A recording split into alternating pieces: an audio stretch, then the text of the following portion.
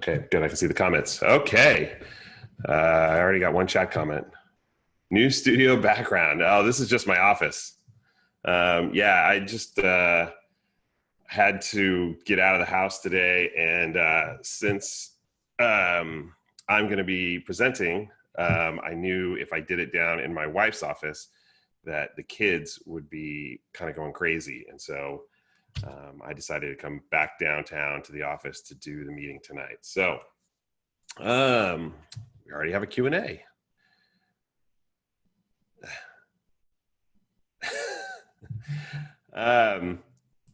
So DJ is running a little bit late. I just spoke to him, and he will be here when he can. David, I'm not sure what your question is. Brain and brain, what is brain? Yeah, that's a 2020 question if ever there was one. So let's get going here. Someone will get it. I'm just tired. Dude, you have no idea. I've been tired since January, or at least since March. Okay, so let's get the meeting started here. So a couple things to cover before we really kind of dive into stuff. I don't know how many people have been attending the Adobe Video World.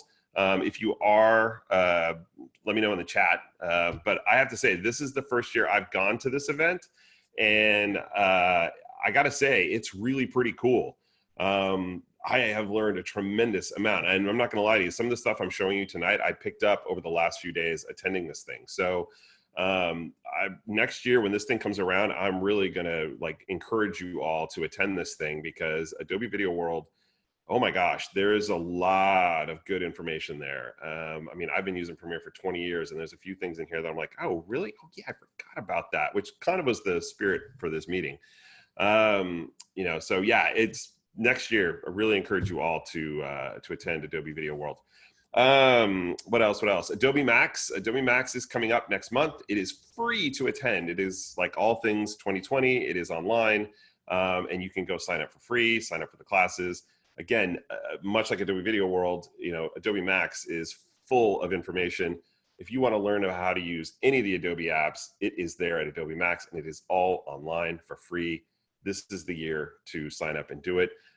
Just go to, I think it's Adobe, just Google search for Adobe Max, and it'll take you to the link. I think it's like adobe.max.com. I could be wrong about that, but I'll look it up and I'll put it up on the Facebook and Meetup pages. Let's see, what else? I think that is all the announcements that we have today. So, next month. Next month is October. For those of you long-term members, that October is our last meeting of the year. October is when we do our member showcase. Not quite sure how we're going to do that this year. DJ and I have kind of bounced a few ideas back and forth. Showing videos through Zoom is problematic. It's not always smooth. It's not always great. And so we're going to try to figure something out. But normal rules will apply. You've got 5 minutes or less to give us your work. If it's a longer piece, you got to cut out the 5 minutes you like. We're editors, people. You have the tools to cut out the best 5 minutes. You probably send us the H.264s. What I might do is create a Dropbox folder, and then everybody can just dump their stuff in the Dropbox, and I'll just put it together from there. And then we'll get together and screen it somehow. I would love to find a way to screen them in person. I don't know that that's going to be possible, just because I don't know that there's a venue that we could use. And I don't know how many of you would actually really want to come sit in a theater with 20 other people to watch movies. I would, but I'm a little crazy like that.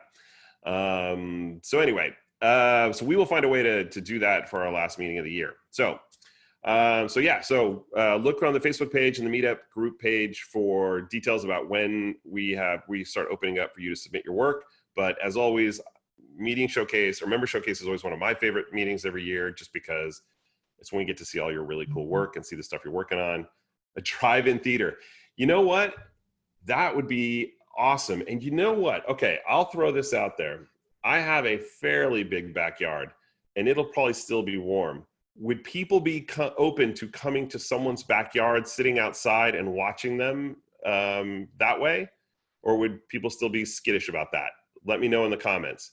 But yeah, I think that would, I think that could work. Maybe we could, it's parking, parking. Bob brings up parking. Yes, I do live in a neighborhood there. Parking is kind of tough. So, but we could figure something out. There is a park and ride down the street from where I live, and we could try to work out some sort of carpool system there where people could meet there and then just come up and we could figure parking out. I've had my family over for Christmas, and that's been like 25 people. So I'm assuming we can make this happen.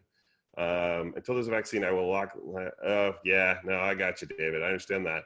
We looked into it for another event. Apparently, it would be a violation of current state guidelines. Well, Craig, Democrats are running the state. I could care less what they say. So I'm just kidding. I'm just kidding.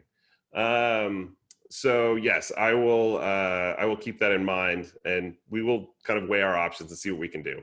But yeah. Anyway, let me kind of check my comments. Where's the Eric Addison A-frame bar? All right. So with that, I guess I don't have any other announcements. Let's go ahead and get started real quick. I've got a new t-shirt that I'm very proud of. Who knows the name of this company? Who knows what they do? If you follow me on Twitter, you're cheating. But who remembers or knows who this is? You get some bonus points if you do. And you get bonus points if you know what game they made that was pretty big and revolutionary. Ah, Sean, yes. Sean knows the game. All right. Yes, Infocom was probably the best video game company, in my opinion, ever, outside of Atari. Atari was the best.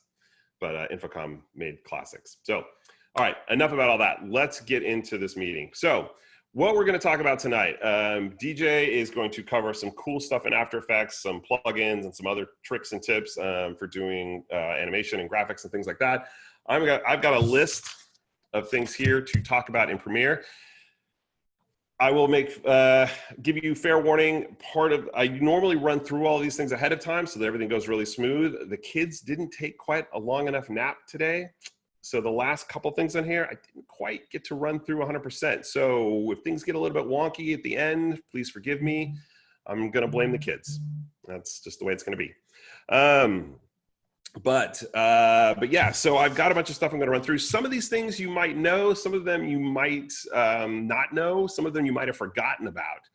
The point of this meeting was just to sort of go over some of this stuff and like say, oh yeah, I remember I can do that. Or, oh, I didn't think about doing it that way before. So that's kind of the impetus behind it, was just to sort of give you a refresher of a few things that you might have forgotten or a few things you might not know about that Premiere does. We all know Premiere does things 3 or 4 different ways. You can say whether that's a good thing or a bad thing, but this might help you and speed up some of your work and some of your workflow. So anyway, let's get started. I've rambled on enough. Actually, just trying to fill until DJ gets online.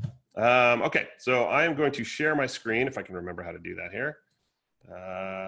We want to share screen. Okay, I think you can all see my screen. I think I don't know that I need to do audio, but I probably should. So let me make sure I can share computer sound just in case. Okay, so we should be good. All right, so let's see. So hopefully you can all see my daughter. If not, let me know, but I think you can because I'm checking it on Facebook thing here. So let's go to Premiere. Okay, so first thing I want to talk about. So I've got this project here. We're going to be kind of pulling from it. We're not going to really use this project too much. It's a project I did for a company here in town. But the first thing I want to talk about is sequence, setting up your sequence. Now, when you first start a project, we all know there's numerous ways to get started. One of the ways to get started is to just drag a clip, and you can just take a clip and drag it down to the new sequence icon down here in your project panel. And we all know that'll create a new sequence. Just go ahead and do it. And it'll have the sequence name, or the sequence name will be the clip name, but it'll take all the properties of that clip and create a new sequence. So we all know that. But one thing that you might not know that's actually kind of cool is if you come and create a new sequence. So click on the new item icon, click sequence. And so this menu befuddles a lot of people. And I'd be curious to know how many people really are completely confused by this thing and don't like it. There's been a lot of talk, I know, from people that I've talked to at Adobe and other users who hate this thing and want to see it go. If you hate this menu and you have no idea how it all works or what it all means, please let me know, and maybe we can talk about that in a future meeting. But what we want to focus on right now is, so the setting that the preset setting that I usually use for my projects, because I shoot 4K, deliver in 1080. I use this XDCam EX preset. Reason being, I used to shoot Sony XDCam EX. That sequence is perfectly set up for what I do. So I usually use it. But if I come over here to settings, you can tweak all this stuff and customize it as you need. You can see editing mode. You've got all these different cameras you can set up stuff for. But tracks is the one that I want to talk about right now. So I don't know how many people have ever clicked on tracks, but if you do, it gives you this little menu. And one of the things that you can do is rename all the audio tracks. So you can't rename the video tracks in it. I don't know why, and that's kind of a bummer because that would be a handy thing to do. But let's say you're going to be doing a video where you're going to be doing interviews, you're going to have some music, some sound effects, all that kind of stuff. You can rename these audio tracks. So let's call this one interview. And just to keep it simple, we'll call this one music. And we will call this one sound effects. So what this will do is when it creates the sequence, it will automatically name all the audio tracks those things. So that as I'm working, I can clearly see, okay, all the interview will go on this one, all the music will go on this one. And basically you can save that preset. I'm gonna click out of this because I've already created one here. So I've got this one down. When you create it, it'll create a new folder called custom, and in custom interview video. So now when I click on that, it'll create a new sequence. I'm gonna maximize my timeline here, and you can see all of so I have 2 interviews because a lot of times I'll have 2 interviews and I'll spread them out. I have B-roll audio, sound effects audio, and then I'll have the music. And so as I'm working, I just know to put the audio for these different things on these different tracks. And if I were to hand this over to another editor, they can easily see what's what and everything like that. Now you can rename the video tracks as well. You just have to expand them out a little bit, rename, and I can call this one interview footage. I can call this A-roll, B-roll, graphics, whatever, and I can do that there. But to pre-name that stuff ahead of time is pretty cool, and it's helpful when you're getting going. And like I said, if you're working with multiple editors, just having all the tracks labeled like that makes things a little bit easier for them. So there's tip number 1. All right, let's move on to the next thing. So next thing is, let me come over to this thing. So in this video, we've got a little section of B-roll right here, being a little montage as we keep this video off. And so we're going to work with these clips a good portion of the night, this little montage. So first thing I want to show you is, again, something you may know about, something you might not ever use. Maybe you use it all the time. But let's zoom in a little bit here. Okay, so I've got these 4 clips here. And let's say that I wanted to insert a clip into this now. So let's find another clip here. Let's just check out what this B-roll clip is. Let's find a different clip. I don't want a bunch of people applauding. Cake. No, let's not do that. All right, let's do this. Who doesn't like some champagne? All right, so my hands can start here. So let's start shaking. No, that was fun. Actually, let's get it when they're pouring it. So we'll see. All right. Now, to put this in the bottom, or to put this onto my sequence, there's a couple different ways I can do that. I can drag it down and just lay it on top, but that's obviously not what we want. We want it to go in front of this first clip. We want to lead off with that. So you can use these insert buttons right here, and there's keyboard shortcuts for those as well. So I could just click insert, and that'll insert it in. That's an easy way to go. But the thing that I wanted to show you tonight, let me undo that. The thing I wanted to show you tonight was something over in the program window. So if I drag this clip, and I'm just going to bring the audio or the video over. I don't need the audio. So I'm going to drag this, and I'm going to click on just the video button. So I just bring the video. And if I bring it over the program window, you can see I've got all these little panels here. All these panels. And the panels right here and right here, you can see it says insert before, insert after. And so it will Premiere will look at where my CTI is and say, okay, if I insert this before, drop it here, you can see it inserted it before. And let's undo that. And if I go insert after, it did it after. Now, now the nice thing about this is, the difference between using this. So for instance, if I come back here and just use the insert button for my source monitor, you can see it inserts in the middle of the clip, which you don't always want, and I don't want for this. But by using the tools over here, insert before, it inserts it before. It doesn't split the clip. And obviously, and I can do that in the middle. So like if I want to put it in before, or put it before this particular clip in the middle of the shot, again, same principle. I can just drag over here, insert before, and it does, and then insert after will clearly do the same thing. So let's just do that. There we go. So I don't know how many of you use those panels and use those, but they are pretty handy. And we can show you some of the other things here. So you do have a replace, which will replace the clip. So if I use replace, you can see it's swapped out that clip. Now, the problem is this clip up here, you can see is longer for my in and out than the clip I had in there. So what Premiere does is it just it takes the beginning of the clip and it just sort of cuts it off at the end. So if you needed the end of that shot, that's really not going to work for you. But I'm going to show you how to fix that later. Get some more water here. All right, so let me undo that. And let's see if we need to talk about anything else. So you have override, you have overlay, and insert. All works the same way as we've talked about with these buttons over here. So that using those panels inside the program monitor can be a little handy, quick way to get stuff in and changed on your timeline. What's next on my list here? Oh, okay. Let's drag this clip down because I do want to use the audio on this. So if I drag this clip down, you can see that I have a bunch of audio. Now, 2 of the audio clips here have nothing on them. The audio channels are empty. I don't want those. Normally, if I select the clip, in order to get rid of just those 2 audio tracks, you have to unlink and then delete them one by one and then relink everything so that you can keep sync. So if you hold down the Alt key and you can select the clips individually. And if I hit delete, I can delete them individually. And now I just keep the 2 tracks that I need.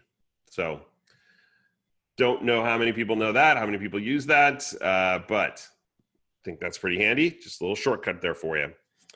Okay. So I talked about just a few minutes ago about how we talked about how this clip was longer and it wouldn't fit in there, but there's a way to keep this entire clip in that space. Let's say that this little montage is cut to music and it's cut on the beat, and I want to replace that clip without changing the timing of it. Now, I mean, I could do this, drag it down, shrink it up, delete that clip, drag it down. Okay, yeah, that's all fun. But let me show you a different way. All right, so let's get that out of here. Okay, so I've got my in and my out marked here. I'm gonna go over this clip. I'm gonna click my X key. So that's gonna mark it in and out over that clip. And now if I click the insert button, or I'm sorry, overwrite button, you'll see that I get this little fit clip dialog. How many people have seen the fit clip dialog? How many people know about the fit clip dialog and are familiar with it? I'm going to assume that people are either typing or they don't know. Oh, I got chat. I do have the chat window here. Never use it, works for me. Just like Final Cut Pro better, I've turned it off. Okay. Okay, all right, so the fit clip box has some really cool stuff. Let's see if I can keep this chat window up somewhere so I can see this here. Okay, so the fit clip. So let's look at what this thing says. So it has a few options here. We're gonna ignore the first one because that's what we're gonna come back to. But the first one says ignore source endpoint, which means if I select that, it will ignore the endpoint on the source monitor to make the clip fit. If I click ignore source out point, it means it'll ignore the source out point to make it fit. Ignore sequence endpoint, ignore sequence out point. I think you get the gist. Change clip speed fit to fill. This is the one we want to focus on. If I click this and then click OK, it will put the clip down there and it will change the speed. You can see, let's see if I can get my little Windows zoom in thing here. I don't need to minimize that. Let's see if I can make this work. I don't use this too often, so if it goes wonky, like that, like that, let's come over here. So you can see right here, it's sped up to 134%. But what it's done, go back out here. Okay, well, this is the end of using the little Windows magnification tool. There's a reason I never really use that. You can see though, if we play this back, you can hear with the audio, it's sped it up, but it makes it feel like you can't really tell. I mean, yeah, you got that guy in the background picking that bottle up that looks a little fast, but yeah, so that will help you get that shot fit in there. And to me, that was a lot quicker than everything, all the other steps that we had to do. So if you don't use that feature, check it out. And when you're editing, it's a really, really great tool. And again, just to kind of, I'm going to undo this. One thing, I don't know if people know this or not, but if you're over a clip and you hit the X button, the keyboard shortcut X, you can see it marks an in and out over that clip. So that's how I was able to do that fairly quickly. Another little handy tip to know. Okay, let's talk about freeze frame. So freeze frame used to have to use the time remapping to do freeze frames. And thank God we don't have to do that anymore. So we all know that if we go to a clip, and let's just like use this clip right here, oops, hit the X button. If I cut the last frame of this particular clip, I right click, choose add frame hold, that it will, I can then drag this out and I can do a freeze frame. Boom, freeze frame. Okay, pretty simple. I think we all know that. So, but what if I wanted to do something where, do one more time. What if I wanted to, like this opening shot here, where I wanted to do a freeze frame in the middle of the shot. So let's see, so like I wanted to add a graphic maybe, like right there, I wanted to freeze, graphic, and then come back to the moving shot. So what I can do is I'm gonna make a cut right there. And I'm gonna go one frame back. Actually, I'm gonna go one frame forward. I'm gonna make one frame, I'm gonna cut out. And I'm going to right click, and I'm gonna use this, insert frame hold segment. I'm gonna click on that. Now what it's done is it has added, did it do it? Let me see. It did not do it. What did I do wrong here? So let's see, if I click, right click on the shot, insert frame hold segment. Let's try it one more time. Okay, let's click it right here. Insert frame hold segment, there we go. I think that did it. Okay, that did it. So now you can see that it freezes right there and then it picks back up again. So, and I can adjust this length any amount that I need, if I want it to be longer or shorter. But yeah, so that's a great way to add in a quick freeze frame in the middle of your shot and then pick right back up again. I don't think that in the time remapping, I don't know, I'm pretty sure they've removed the tool that allows you to do a freeze frame in there, and you can just use it to slow things down, ramp them up or down. So that's really the only way outside of creating a still frame using the camera tool over here and then dropping that in. But as you see, that's a super simple way to go, and it's super flexible in being able to adjust it. Now I know some of you may be thinking, well, what about if I use the speed and duration? That's not what I wanted. What if I use these frame hold options? That's what I meant. Frame hold options. What this will do will basically, you're going to give it a time frame or a time code number, and that time code number is what Premiere is going to use to make your freeze frame for that entire clip. So if you wanted to freeze frame a whole section off one frame of the clip on your timeline, this is what you would use. So yeah, that doesn't really work for being able to freeze frame something in the middle of a shot. Okay, let's see what's next. Oh, okay.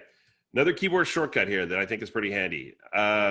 And honestly, I kind of forgot that this keyboard shortcut was there. I'm used to just like mouse clicking when I need to find another panel. But if you don't know this, this is a great time saver. If you want to go to your project panel, shift and then the number 1 will highlight it. Shift number 2 will be your source monitor. Shift number 3 will be your timeline. And then within your timeline, if I push shift 3 again, it will toggle between the different sequences. Okay? And it'll work that way for any of the panels. So if I go back to my project panel, you can see I've got a couple different panels. Well, if I had more bins open, it would toggle between them, but I just have the one right now. But anyway, and you can go all the way up to, like, if I go to shift 5, that's the effects controls. Shift 6 is my audio track mixer. Shift 8 is my media browser. And shift 9 is my clip mixer. So anyway, super, super good keyboard shortcuts to remember. I honestly forget that that's there, and I need to remember that because I'm sick of having to be like, okay, I gotta go to my project panel, or okay, crap, where is my, oh, there it is. Click that and get there. And all of that's customizable. So if you have, maybe you don't go to the audio clip mixer all that often. I know I don't. But, so you could reassign that to, for instance, I could reassign it to my media or my markers panel or my Whipster review panel or something that I use more often, just to be able to click that and get there quickly without having to dive into these things and then find it. And so see, I see a question from David. I think I missed a step. Insert frame hold segment doesn't do anything. Let's try that again, David. So let's take a step back here. So I've got this clip right here. So you can see I'm playing. So I'm going to come to, I've kind of split my clip. I made a cut right there. I'm going to go to the last frame. And then I'm going to choose insert frame hold segment. And then you can see it's added that. So you do have to make sure you do have a little cut there before, where you want the freeze frame to happen. So I think if you don't have that cut, so for instance, if I just, let's see what happens if I just, so I just have this shot, and let's say I come right here and I just go insert frame hold. Oh yeah, it will just do that. So yeah, I didn't need to make the cut. So yeah, just hover over the frame you want, choose it, and then boom, it should work.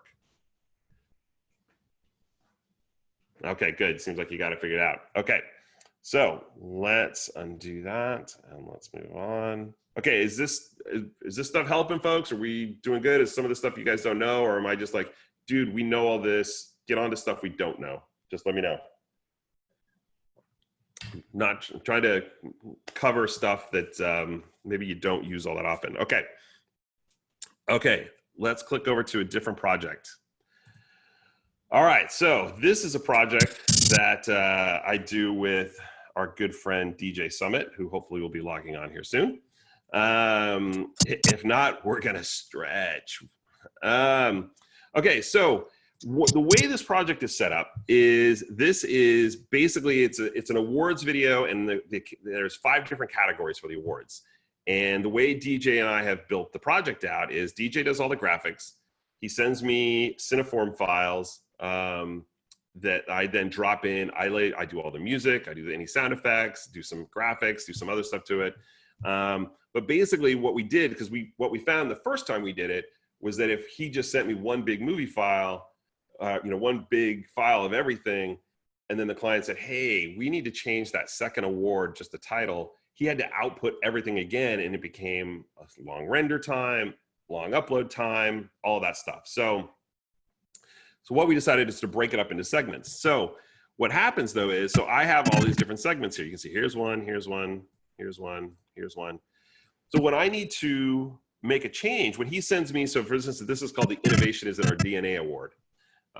So when he sends me a new one to drop in, you can see I don't have, I have the front part of this, edited off. So to sync it up, to match it up to everything, because usually the changes are just visual. We're not changing the length. We're just changing either a name in the video or something, some element in it. So what I normally do is I just find a frame here that I can lock onto. So for instance, in this one, I'm gonna watch the is. Oh, there it goes. See, the is the first thing to animate. Okay, so that's my keyframe that I'm going to look for. So now I'm going to come over to my bin here and let me find, let's close this up. Let me open up this other project. Okay, so here is my revised version right here. So now I'm going to load this in the source monitor. And what I'm going to do is, well, actually I already have the in marked for my rehearsal. So that's my in. That's right when the is moves. So now what I can do is these, both the source monitor and my timeline are synced up. I have to just right click, replace clip with source monitor match frame, and it will swap out that clip. And so now I'm all good to go. I'm done. So, yes, there is another way that you could have done this. And I know a lot of people are thinking, well, why don't you just, like unlink or media offline the clip and then just relink it to the new clip? Yes, you could do that. But what if there's something in that first version of the video that the client likes, and then they say, oh, we actually want to go back to that. Now I've got to go back and relink it. What I normally do is when I have changes, I duplicate my timeline, make a new version of it, and then I do all the changes. So this way I preserve that old version and I have it. This is just using that second one. And so I keep it that way. So anyway, but yeah, and you saw if I right click here, you can see I've replaced clip with source monitor. So that will just drag it down and just replace it. But it won't line up perfectly if you have it sunk up. Let's see, Matt Mars says, or use option from the source monitor. Yes, I guess you could do that too. The other thing is, the other way that I use that replace clip with is, I don't know about you, but I do a lot of corporate stuff, and a lot of the corporate stuff I do are super boring presentations where it's some guy talking or some woman talking, and then there's a PowerPoint slide that I'm cutting to.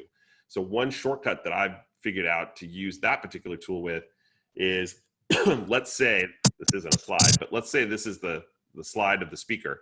I use the Alt key, so I drop in the first slide to where it's supposed to go, put on my timeline, and then I Alt drag that same slide to where the next slide's supposed to go. I find the next slide in my bin, I right click, replace clip with bin, and it swaps that out and puts the next slide in there. And I just then kind of keep going down the line. Alt, next slide goes here, next slide there, right click, oops, right click, replace with bin, you get the gist. So if you are stuck in a corporate video environment and you have to do those wonderful kind of mind-numbing jobs, that is one little shortcut that I've found that makes that process.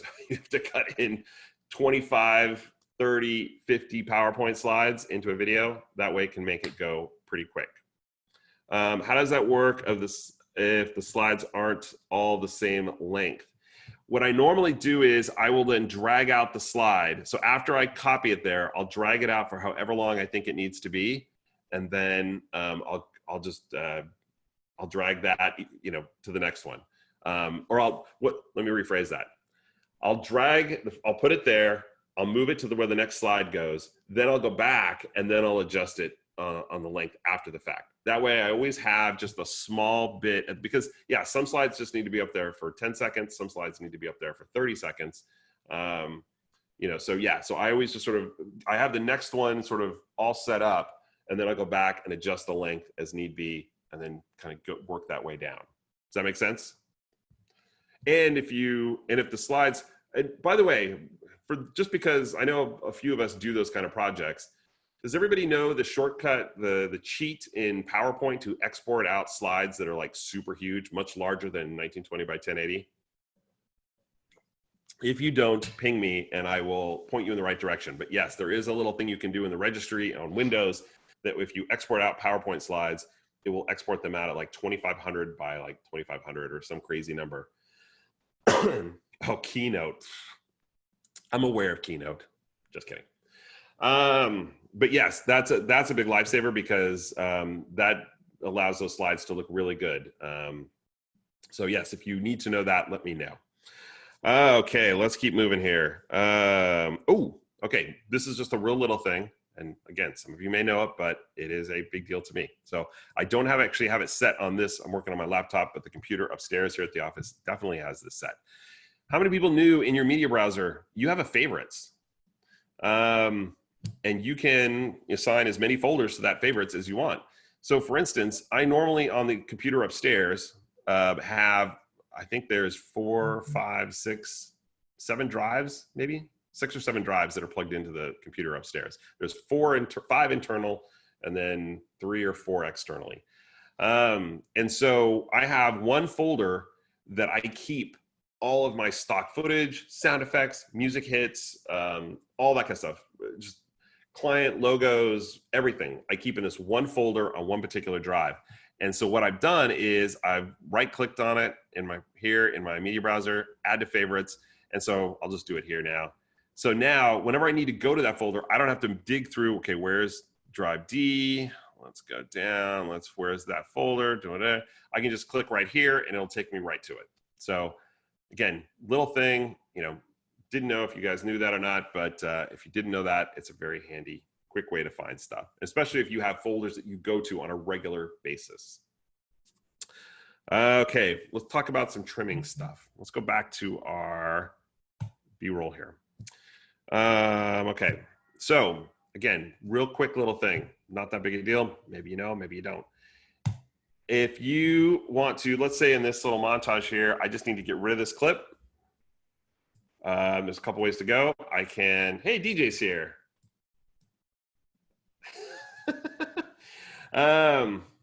So if you need to get rid of this clip real quick, so obviously I can click delete. Obviously I can click delete, and then I can right click, choose ripple delete. But what if I could do it so much easier?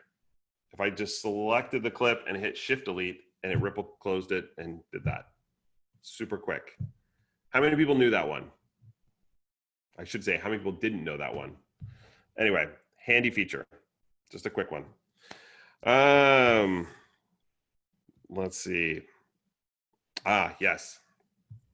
J and L cuts. Let's talk about making J and L cuts.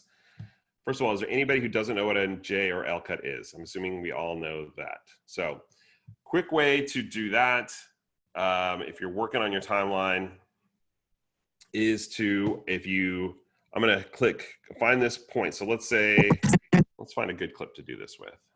I think I have something set up right here. So yes, I do. So we have this woman talking. Decision to join. Every company says we have access to senior. Okay, so what I'd like to do is start the B-roll a little sooner while she's still talking. So, I could unlink these clips. Well, this clip is linked, this clip isn't because it's B-roll. I could unlink it and then roll the clip back and then do all that. Or I can just use the Alt key, and that selects an edit point for just the video. I'm gonna hold down my Control key, select the rolling edit tool.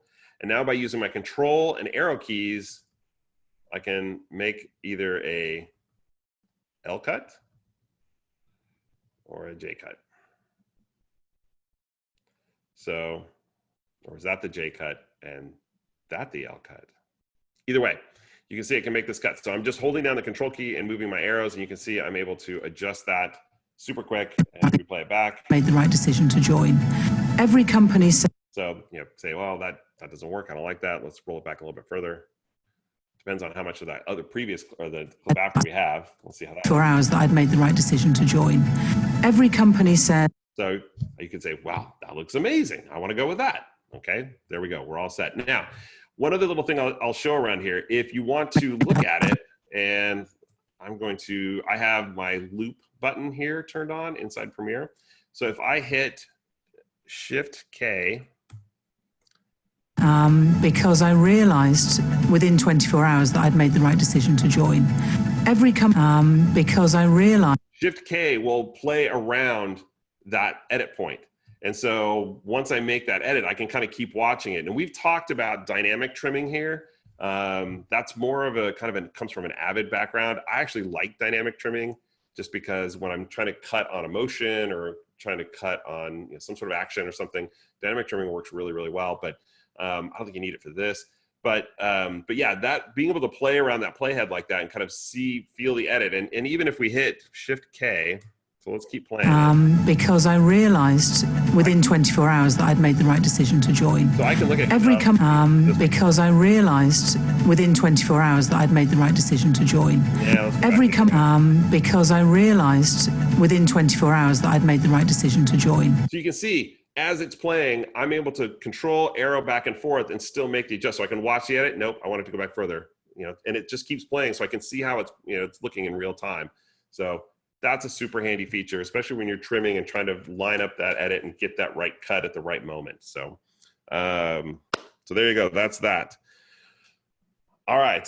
How are we doing on time? We're doing pretty good. Okay. This is something kind of cool that I don't know how many of you know that you can do this. This is kind of geared towards you folks who are a little bit more comfortable with Photoshop. For instance, I know some of you in the group, I'm not going to name names, but you know who you are. You come from a stills background, and you may be more comfortable with Photoshop in doing some grading, or the controls there are easier for you to use than the Lumetri tools. So I love Lumetri. That's what I use to color grade. But let's say you've got a shot. Let's go back to this clip right here. And I've got this clip right here, and this looks very flat. It was shot log, so it's very flat looking. And so what I want to do is I want to create a LUT to drop onto this shot. And I don't want to do it in Lumetri because, hey, I'm hating Lumetri today for whatever reason. So what I'm going to do is first thing I'm going to do is create a frame of, create an image to take into Photoshop. So I'm going to use my little camera, create a JPEG. I'm just going to import it into my project, click OK. And let's find where it is. It's right there. And I'm going to right click on it and choose Edit in Photoshop. And Photoshop should be open. And there it is. So first thing I want to do, so here is my flat image in Photoshop. I'm going to come up to Layer, New Adjustment Layer, and I'm going to add some curves at first. So we'll call it that. And so now I've got my properties over here and my adjustments. So I'm going to just drag this down. Now I'm going to admit, as I'm doing this, I am not that well versed in Photoshop. If Stephen Burns is still on the call here, on the meeting, he can make fun of me, and that's okay. I'm sure I know more about Premiere than he does. But anyway, I'm going to make some adjustments here. So I adjusted my curves. Let's come over here to the brightness and contrast. I'm going to add some contrast to it, not too much. Come back to my adjustments. Where's my color balance? Black and white, I don't want that. Where is my, see, I don't know it as well. I'm looking for, no, I want my hue and saturation. There it is. So I'm going to bump up my saturation. So we say, that looks pretty good. I'm going to go back to my brightness and contrast. I'm going to make it a little bit brighter. Okay, so I'm looking at that thinking, yeah, that looks pretty good. I'm happy with that. So what we've got down here, you can see I've got all these different things right here. I'm going to group them together. Group from layers, and we'll just call it group one. So with that selected, come over to File, Export, Color Lookup Table. And so I'm going to turn the quality up a little bit. I'm going to create a cube file, which is basically a LUT file. And you can see I've been doing some tests here. So I'm going to call this one LUT Test 2. All right, so now we've created our LUT. Now let's go back to Premiere. And I see from the Facebook comments that Stephen Burns has not said anything, so I'm assuming he's not on the call, so he didn't hear my comments. Good. I love you, Stephen. All right, so let's add some Lumetri.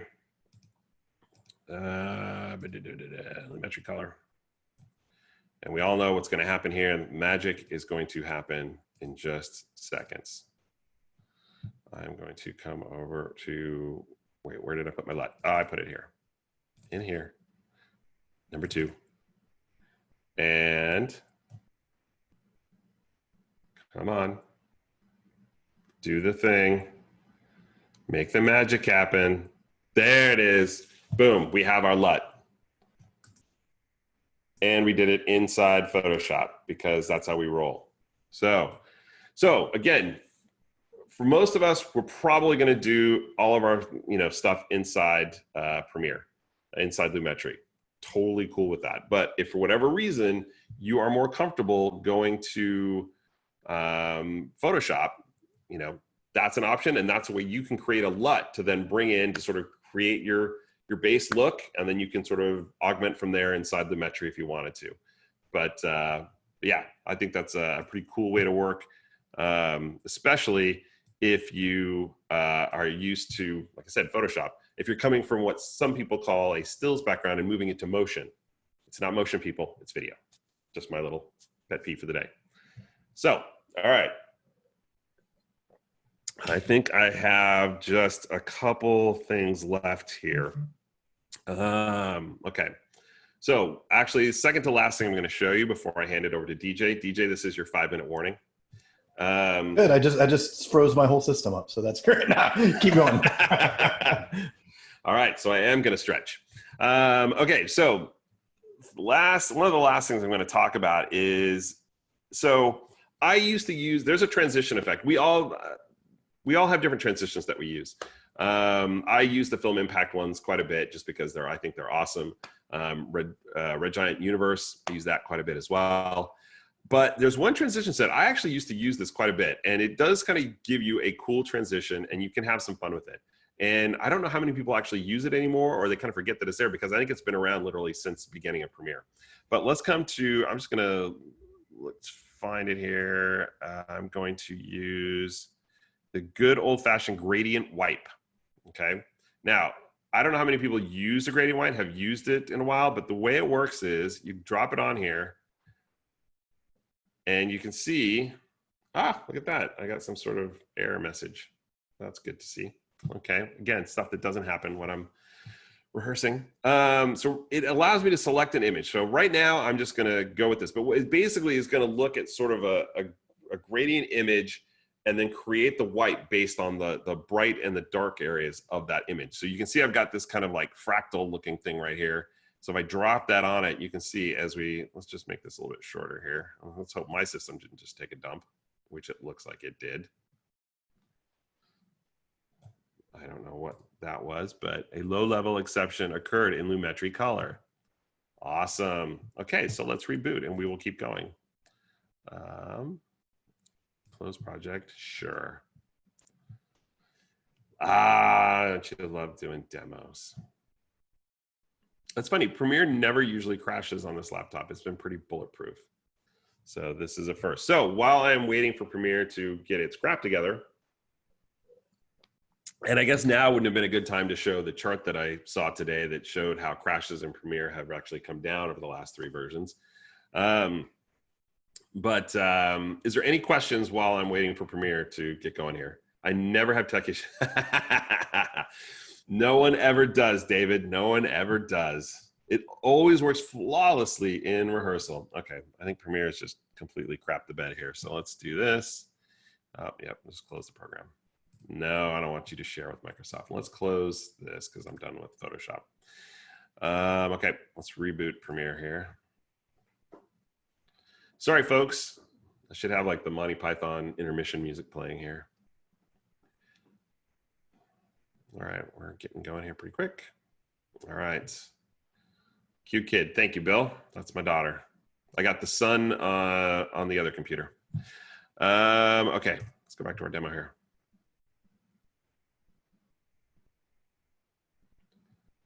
And let's try not to crash Premiere this time.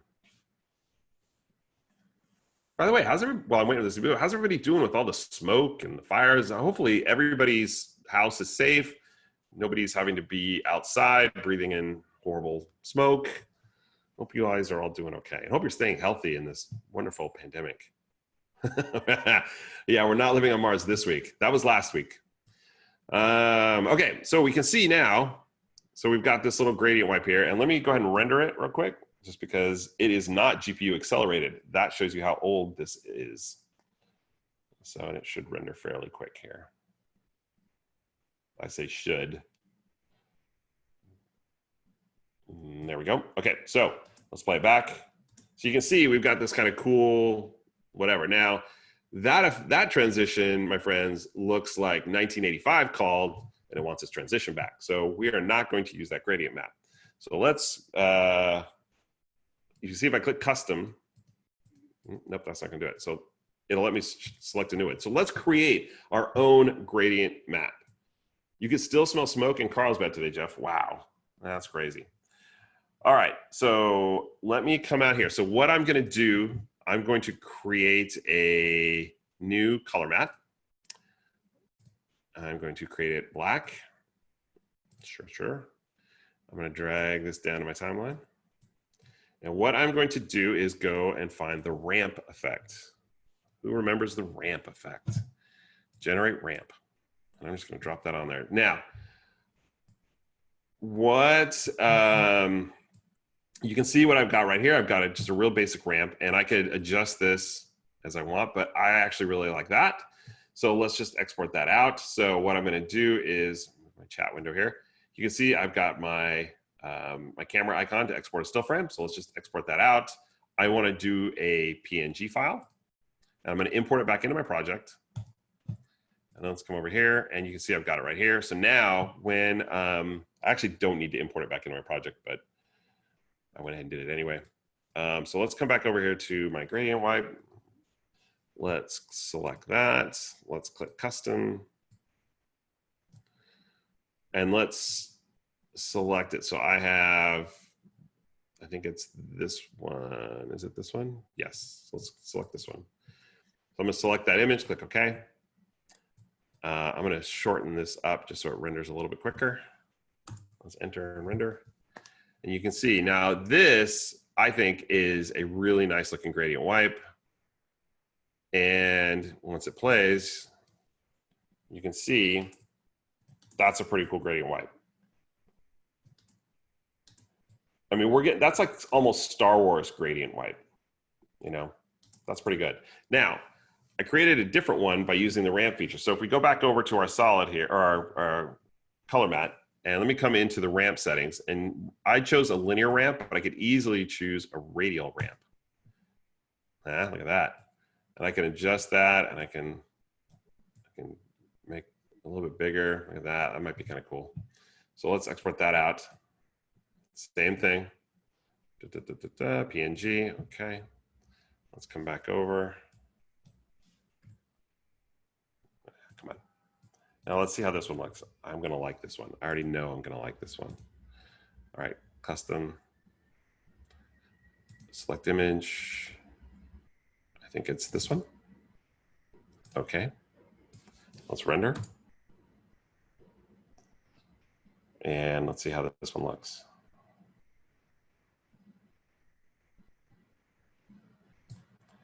Now watch this one. Ooh, look at that. So it kind of opens up like that. And it's, look at that, it's nice and smooth. There's like nice feather. I mean, it's, I don't know, to me that looks really cool. And again, I can adjust the length of it, the speed of it. I can adjust where in that, go back into the ramp and readjust the, you know, where the dark spot is. So like where it will open up from, you know, it's super, super nice. I like that. And that's, I'm going to be honest with you, I have somewhere in that stock footage folder that I talked about, a ton of gradient maps that I've used. I used to use all the time when I would use this transition. And I just dropped those PNGs in and they work great. So again, it's a transition that you may have used at one point, you don't use anymore. Yeah, you can use a gradient wipe and the effect and do that. But with the creating your own, you know, gradient map file, you can really get creative and using that for that transition. So again, it's a really cool thing that I like. All right, so the last thing I have to talk about, which was the one thing that I really didn't get a chance to prep for. So I don't know how this is all gonna work. So, but maybe I'll just kind of go through it and tell you that you can do this. So when you're editing audio, and I am, as we all know, you longtime members here, not the most proficient when it comes to audio. Because I realized within 20. So if I wanted to get rid of something, but it was too embedded into the audio, for instance, you know, when your S's kind of hit, you know, and you want to de-S something, or there's some kind of little hit in there that you just can't get because it'll cut things out. Marshall, yes, Marshall, I can, well, you know what, Marshall, I can send out a written version, but also the meeting is being recorded, so you can go back and watch it again, if you'd like. But if you let me know if you want me to kind of do a little tutorial for you, and I can show you probably better than I can write it out.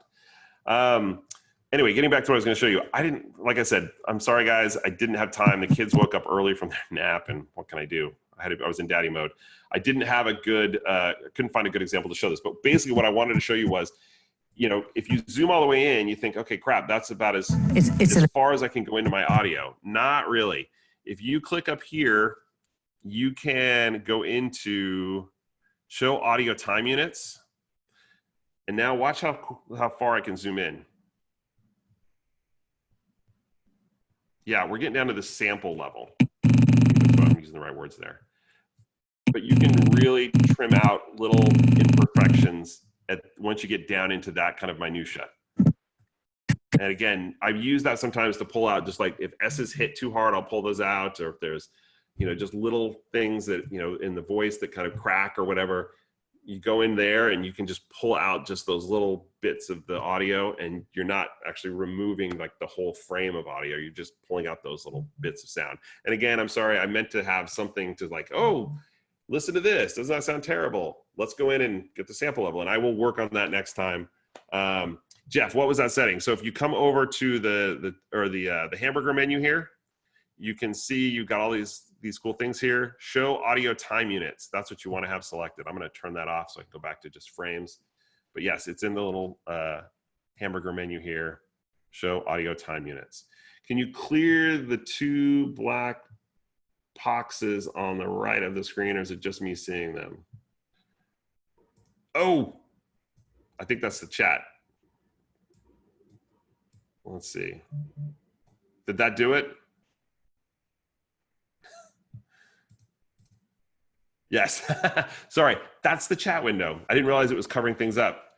Still getting used to Zoom, folks. Sorry about that. Hopefully I didn't screw anybody up too much. Okay, I think that is all the fun stuff that I had for you all. Again, sorry that last one wasn't as cool as it could be. I will make it up to you. I will find something at a meeting next year and make sure that I actually show you how that really works, because it is a really cool feature. But before I hand it off to DJ, are there any questions? Is there anything that you kind of want to see again, or anything really?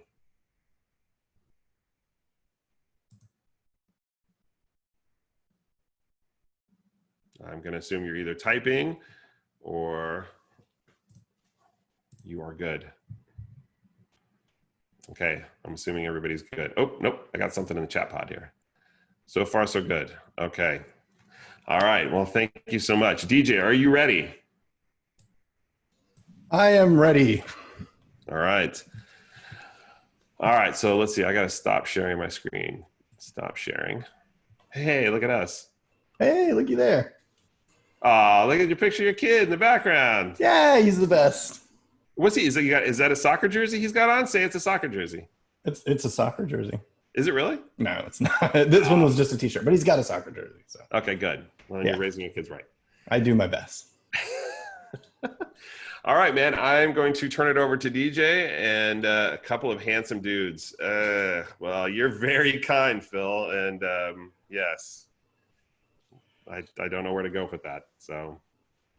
All right. Oh, wait. Are you talking about DJ and his son? Because if so, yes, you're absolutely right. I thought you might be talking about us. All right. On that note, I will hand it over to DJ. Okay, so I'm switching a couple things up only because I totally crashed my system trying out one of the things I was going to try. So let's not do that again. I was telling Eric before this meeting, what I'm kind of thinking about was instead of like one, major thing, just kind of giving a dusting. That way, like if you don't know, there's going to be something you've not, dealt with before, hopefully. So, and that said, I'm also going to dive into a project I just finished yesterday, a pretty simple project, but I felt like it kind of came out nicely, and it was just a good way of like layering pieces. And also it can, we can talk about a couple of different plugins. So cool. Let's go ahead and dive in. I'm going to screen share. Boom. All right. I am screen sharing, I believe. We see Shanghai over here. Cool. I'm going to assume yes.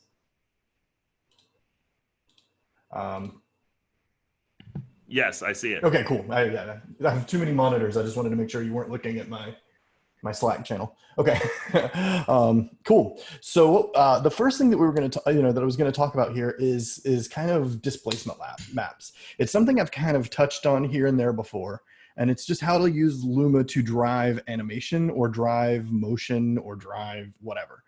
And it's something that every time I bring it up in context of something else. And I can tell that, some people have done it and some people haven't. And the people that haven't, it always sucks for them because it's, So basically the idea behind Luma is, Luma or displacement maps with Luma, or basically anything with Luma, is that black and white are obviously, they're imagine black as being minus 100 and white as being 100. So what we're going to do real fast is we're going to take we're going to create a solid, and we're just going to put a gradient on it so that we can start illustrating what we're kind of getting at here. So we're going to put the black over here, the white over here. Cool. And actually we're going to crunch that in so we get some real black and white on the sides. Cool. Okay. So we're going to hide that. And we're going to take our picture here and we're going to put a displacement map. And we're going to change it to luminance because we're wanting to work with white, even though since we're working with black and white, any of the color channels would work as well. But I always like to just keep it a little bit cleaner. And we're going to choose our, the gradient layer, which is here. And we're going to make sure that because we're using it off of gradient that I just applied directly to it, I'm going to make sure that we select effects and masks. That's something that was added a couple years ago, but and it's, if we didn't do that, we'd have to pre-comp it because basically it would see this as a white layer. So since we have this gradient, we, apply it as an effect, we want to go and do that. So we can hide this. And so let's just crank on the settings here for horizontal or vertical displacement. So we can kind of start to see something here. And that's, we're seeing that it's kind of changing the shape. There we go. It's kind of, it's kind of changing things, but you're not sure exactly how. So let's, pull it up again. Remember, this side's black, left black, right white. So what we'll do to make it a little bit more obvious is we're going to apply a mosaic to our, so this is what we've got now. And we're going to change the vertical blocks to just one so that we really are getting just this, each one of these is one block. Okay. So now let's check it out. And we can start to see, there we go. So the 50% gray, which is somewhere between this and this, that's 0. So that's going to move, that's not going to move when we start changing the displacement. That's not going to move because it's displacing it in relation to that 50% gray. Okay. So up over here, we're 100% white. So that's going to be displacing the full amount when we start cranking on it, as you can see over here. And each level is gradated from there. Is that making sense? Cool. So pulling up the chat, or the QA rather. There we go, got the QA up. So if there's any questions, just feel free to, So that's where you can start with. So to get, from there, you can kind of do that, the swanky transition that everyone's doing, where you crank it out all the way out, and then you set it to 0, and you've basically you combine a few of those, and you basically have the beginnings of like a social media template. You throw a rotate on it and have these things rotate into place. Boom, and you're starting to get some really more elaborate looking stuff, but without really having to do too much. So if we go into some of our other files. Let's see if I have, let's go some classical art. I don't actually know how this is going to look, so we'll see. So you can turn this into your layer. So let's go ahead and blow her up. So instead of our displacement layer being the mosaic, now let's have it be our social media, or I mean, our social media, why am I saying that? We're gonna have it be our art. And you can kind of start to see the lips come in, you can see the hair, and you crank, like, I think that you can start to see there's some interesting things you could do, so perhaps like in this situation, we'd want to throw on like a key light kind of thing or an extract would work as well, but just to kind of get rid of some of that. So now you've got this kind of cool facial, without even doing too much, you're starting to get an interesting facial thing that you could then lay over the entire city. And, if this were an animated piece, you're starting to get something different. I'm not necessarily saying that this one, because I'm picking somewhat at random just to show that it works across, anything, but you're starting to get like a nice little water effect here. So if we had if we have water footage or some other kind of, if we have some other kind of footage that has texture like water, some sort of metal, perhaps, let's see, I've got these metals in here. Let's see if there's anything that's kind of cool. Yeah, this one might be too dark, but let's give it a shot. Oh, the one thing that I don't know that if it comes up in Premiere too often, but it comes up in After Effects all the time, and I always make the mistake. Anytime you have like black metallic 36, 37, 38, always make sure that you click off import JPEG sequence if you don't want to import all of them, or else it's going to bring it in as a motion file, and it's a big old mess. So don't want to do that. So now we're going to take our displacement and we're going to switch it out for our black metal 38, which sounds like a band I would like. We're going to get rid of key light. And, here you can start to see like we're getting a cool kind of frosted glass look.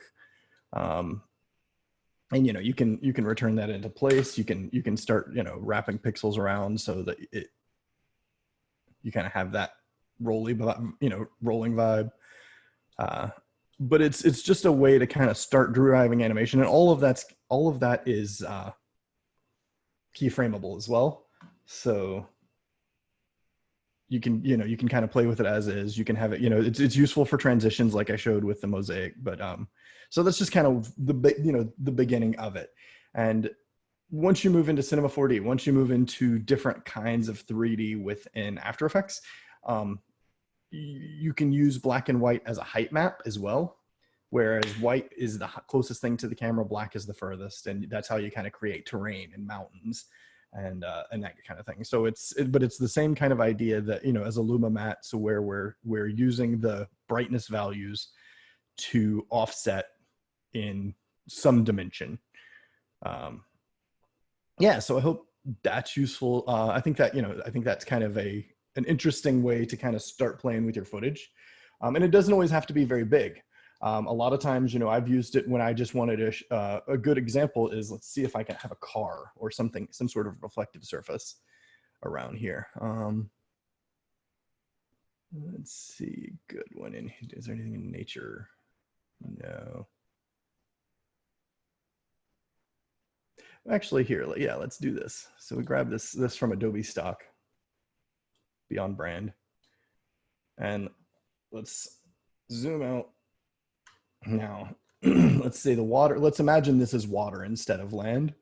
So we're gonna just throw a quick mask on it because we're gonna make one of those 80s or the 2000 styles pieces. We're gonna open up our comp settings and we're just gonna increase the height by a bit. And boom.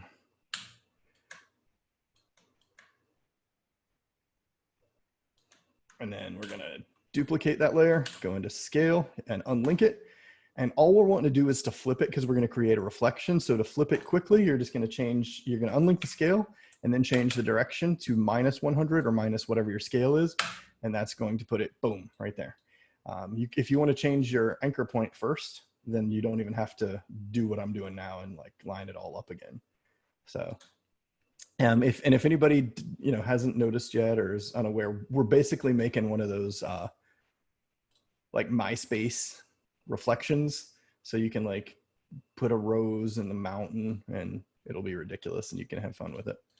So displacement map, boom. I'm gonna turn it to black and white. I always do effects in source anyway, just kind of out of habit, but we didn't need to there since it's just an image. And we start playing with it. Ooh. And stretch map to fit, there we go. And we're starting to get that kind of, I don't know if anybody else was spending their time on MySpace in 2008, but you saw this a lot where it was kind of this reflected piece, fake reflected water GIFs. And it's basically built off of that. I probably want to pick a better metallic. So I can pop into my metallics. I'll see if I have anything just laying around, but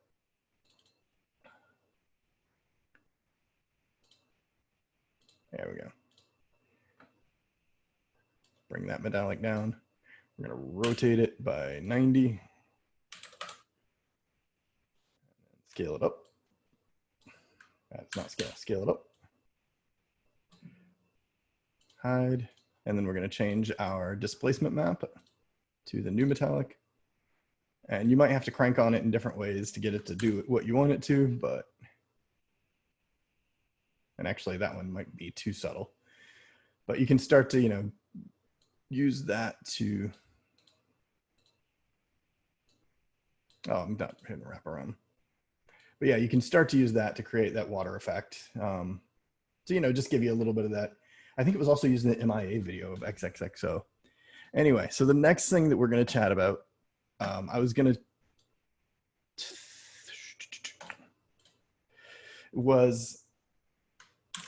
just going to talk about like text and Illustrator and all kinds of vectory stuff.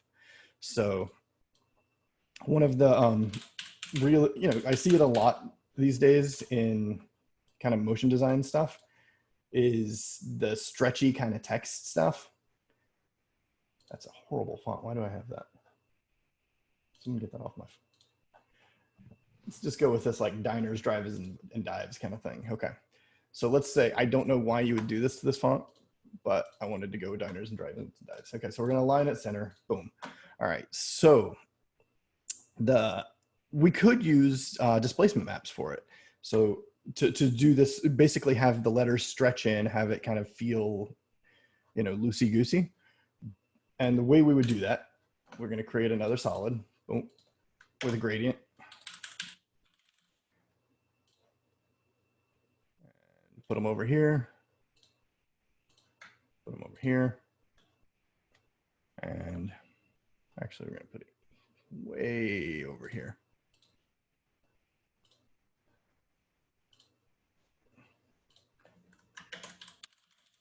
Summitt map. And we're gonna set all of our little settings real quick. And we're not wanting to do anything vertically, so we're just gonna zero that out. And we're gonna center it this time because we wanna be able to have some fun with it. And we're gonna crank on that a little bit. So we can already see the effect that we're kind of, having it stretch in, and so we can kind of play with it like that. And then once you start to animate the, let's make sure we got here, yeah. Okay, so once we can animate this in, so we're gonna bring it way over here. Oh, to way over here. Right about there. Want to make sure we don't go over the edge. There we go. To about here. Oh, all right. So it's not doing anything yet, so we have to pre-compose it because it can't look at the things, and we don't make sure we move all attributes to the new comp. And now we can see that we're kind of, and we'd want to play with it. My maps aren't the right size, but you'd want, so you're starting to get that cool vibe. But that's not the way that we want to do it because that's hokey. What we'll do is we're going to right click in here and we're going to create, and we're going to create masks from text. Okay, so what that did was that hid our text layer. We can go ahead and get rid of that. Now you wouldn't want to get rid of it unless you were sure that this was the text you want, but for this purposes, sure. Okay, so we're going to go into masks rather, and we're going to highlight all these, and we're just going to go to, let's go to 1 second and hit path. We make a keyframe. So now we've got a keyframe on all of these that's basically saying this is the path for each letter, okay? Now let's go to 0 seconds. We're gonna highlight all of those again. Okay, and we're gonna zoom out a little bit, grab it. Oop. Oop. There we go. And we're gonna come over here. So that's a really annoying way that I just did to move it, but that's fine. So what we're gonna do is we're gonna just grab all of this, all of these points, and just stretch it out. And actually, let's grab a couple of these too. And I'm just more or less picking at random, but we want to recreate the N over here, okay? So now we've got the,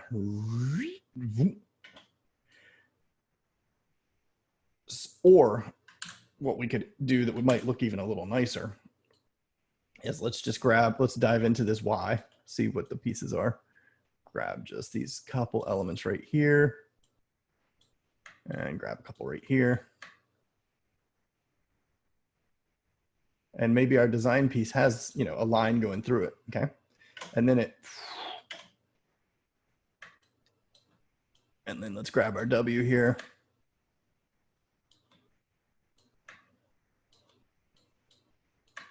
Boom.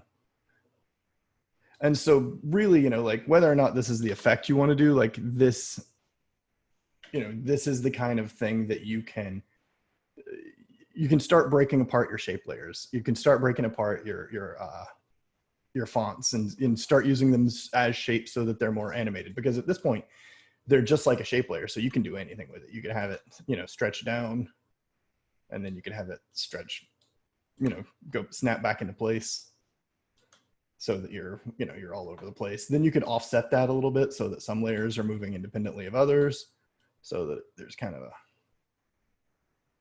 space in between them. You can snap it around, and it just, you know, it's a way to really start. Variable fonts haven't made their way into After Effects yet, but it's a way that you can start playing with it in a way that basically they are. I mean, it requires a little bit more work, but not too bad. So the other thing I wanted to, let's see, so variable fonts, cool. We'll go ahead and kill that. And we're just going to create a little circle.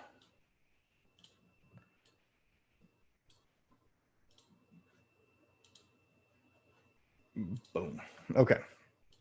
So we've talked before, you know, a little bit about the graph editor. And so we're not going to go into it too hard, but a little bit. So here we go. Okay, so this is your basic movement of a ball, and that sucks and it's boring. So remember, you go over here to, the first thing, you know, a lot of people do is they use their keyframes. So they select them, they press F9, and that's a little better. Like, it's totally better. You know, it's basically what it's doing is it's starting off a little slower, it speeds up, and then it slows down. And I'm going to actually, no, I'm not at this point. I'm just going to leave it the way it is. I try to fix something and then I'm just wasting my time. Okay. Yeah, so it starts off a little slow, it speeds up, and then it slows into position. So that's a little better. But if we hit this button, we can dive into the graph editor. Now, I wish that After Effects had it. They don't yet, but it's it should be a default, or at least, you know, a selection to make it a possible default, to where you right click, you can separate dimensions. So now you're not bound to having to work with X and Y the same, you know, being in the same. You can work with only your Y position, because I mean, only your X or only your Y, because we're not doing anything with the Y position, so we don't need keyframes there. And anything that we bump could cause problems, so just leave it on its own. Okay, so this is our graph editor. The way that it was before, when we first make it, those are called linear keyframes. Boring motion, nobody likes that. All right, so then we select it and we press F9, and you can see it's Anytime it's horizontal, it's moving slower. Anytime it's more vertical, the more vertical it is, it's moving faster. So you can see it's slowing out of position, speeding up, and then slowing down. That's fine, but that's not how you really create kind of interest. So, you know, you can come in here and you can have it dart off to, so now it bolts across the screen and slows into position. And you can really exaggerate that to the point where you have it overshoot a little bit. And this is the same animation. Like, this is the same keyframes, you know, it's all happening in a second and 20 frames or whatever. But it just feels more interesting. I mean, you know, whether or not it's what we want for that shot, you know, you got to pick that out. But you can start playing with it to. And I think once you start getting into some of these more exaggerated ones, you get into more cartoon looks. I mean, so think about, you know, the way Bugs Bunny would rear back, you know, and then be off the frame in, you know, 2 frames or whatever. So as you start playing more and more with that, you can start giving, you know, your motions should have some sort of character. It should have some sort of interest to it. And that's in the way that you start bringing it through the keyframes, because something moving the exact same speed from every frame to the next is pretty boring. Here you can see each of the dots shows our motion path, and each one shows where it is on different keyframes. So each dot here represents a keyframe. So you can see that there's a lot, and then it gets super fast. Cool. You can also then start to play with, you know, now maybe we do want to go into our Y and set a keyframe, and just maybe throw in a wee bit of an arc here, because nothing moves perfectly. Nothing's gonna move. Oh, that's weird. What did I do? Nothing moves in a perfect arc. So I come over here and then we'll just raise it up just a wee bit. There we go. And now we see linear. So we've got to, now we have to come in and touch these too. So I'll hit the F9 just to make them Bezier. And let's just see what it looks like with the X. You know, we've changed the X and now the Y is doing something, but it's, yeah, see, that's okay. But what if we had it really kind of bolt up? And the thing that you really want out of your animation curves is typically you want them to look the way that your motion should. So if you want some crazy motion that feels really jerky, that you want it to be sharp and jagged. If you want it to be smooth, they should be soft, round curves. So we're going something kind of around here. And that's okay. But what we're trying to do is kind of an odd move anyway, because it goes, you know, it spends so much time over on the left side. So we can kind of soften that a little bit too, because there we go. And now we can start to get kind of a more interesting.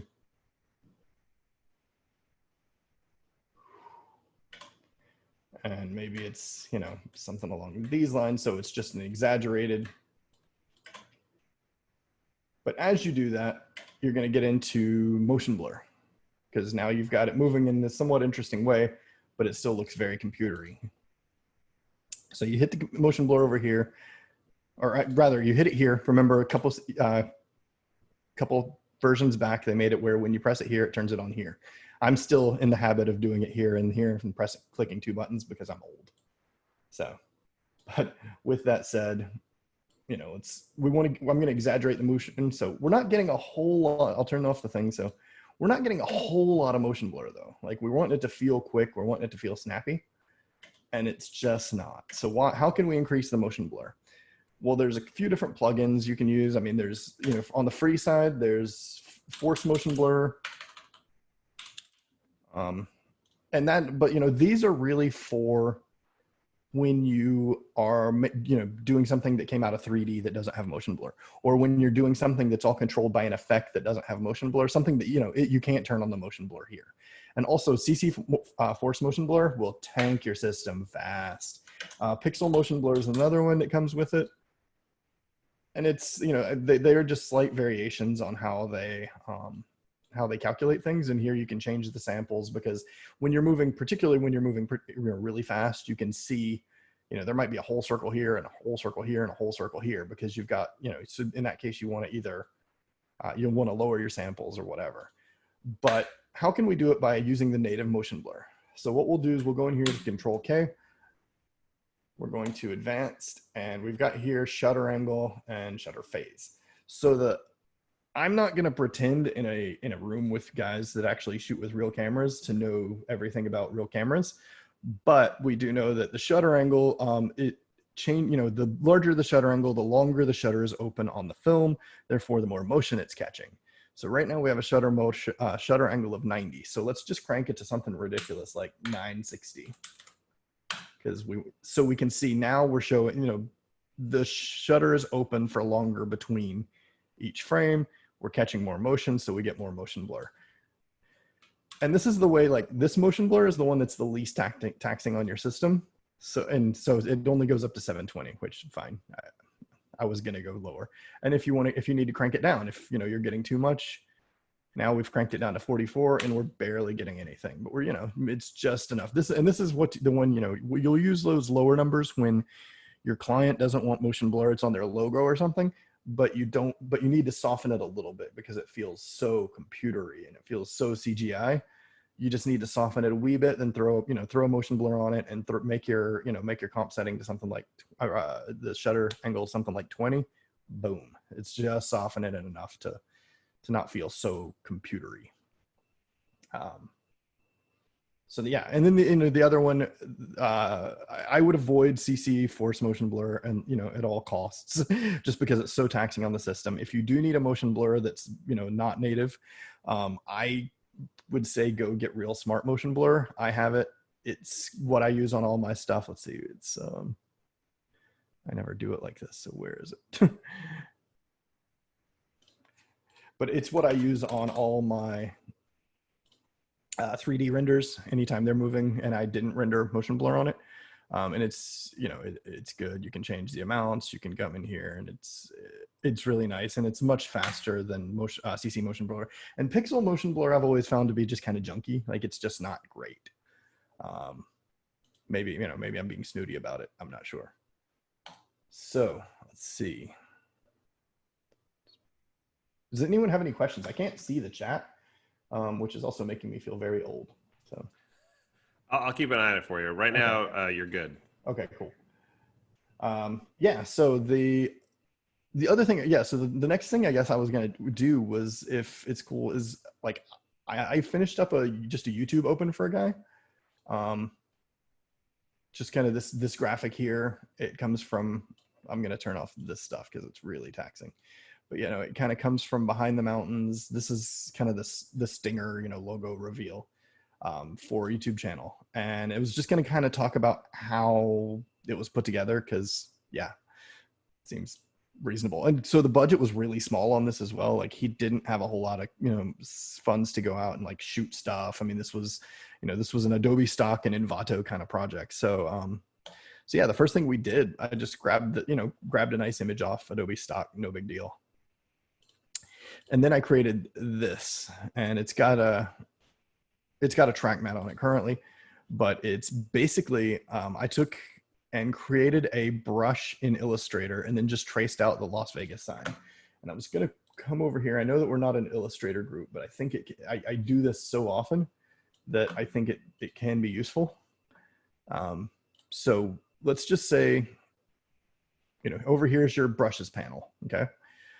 So let's just say that we wanted to make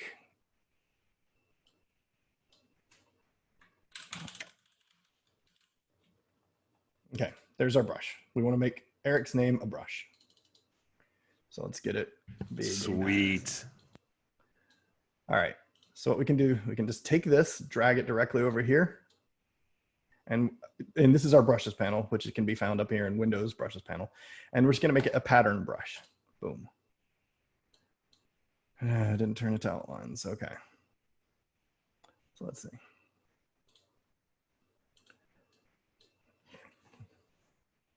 Convert to outlines. This isn't, I typically make font, like I shot myself in the foot with this one. So let's see. Quick question for those on the call tonight. How many people know like are fluent or knowledgeable with Illustrator? Because I'll admit I'm not, and I probably should be a lot more than I am. And I'm just curious if like a future meeting should be sort of an Illustrator 101, Illustrator 201 kind of thing, you know, where you guys would want to know more. Oh, that's cool. Want to know more about Illustrator. So just like, let me know in the chat pod. Cool. Oh yeah. Right. So we created our, you know, our brush here, and now we can use that to create graphics. So in the one that I showed you, I basically created a light bulb, and not to, I keep getting ahead of myself, not to make a whole big thing about it, but we'll make a quick light bulb. All I did was create a circle. Then I come over here, create a little rectangle, dive into that. Now, obviously, I put a little bit more time into it, but boom, and then drag that, make a pattern brush, and that's, you know, click OK. You can go in here and there's a couple of ways you can change the scale to fixed, to pressure. I don't do too much of that because I am not an actual illustrator, but you could change it so that as, you know, they get thicker as you're, you know, as you press harder, that whole kind of deal. So, but that said, let's just hit OK because we're not trying to do too much craziness. And then we just, and come over here to basic, boom. And there's our light bulbs. So that was essentially what I did to get these light bulbs. I did it in color, but same idea. It's just a circle with glow on it and a little red base. And I traced around the piece, brought that over. Then I did it again so I could get a nice little glow. So the glow that I have on it is Real Glow. It's defunct now, but I really liked it. And there's a track mat on it, and that's the reason you're seeing this kind of junk. But the Deep Glow does the same thing. I think there's one in Red Giant, I think, has a glow. So the glow that is in, we're going to go into a weird little sidebar, but so we've got, okay, so there's Eric's name. We're going to make it all big. So the glow that comes in After Effects pre-bundled is bad. It's very, very bad. No, they've just not changed it in a long time. So this is the one you're probably familiar with, and it's fine. You know, you have your thing, and the problem is like light doesn't work this way. So, you know, that's just not how we expect light to be. So we're going to go ahead and turn that off. And I'm going to use Real Glow, but because it's the fastest, but they all work the same. And I'll show you where you can get these. So this is a inverse quotient fall off, I believe is what it's called. It's how light acts. The fall off of it, so from where it goes, you know, to its brightest and where it goes to like the emitting surface to where it goes to all black is numerically, you know, is mathematically accurate to how actual lights work.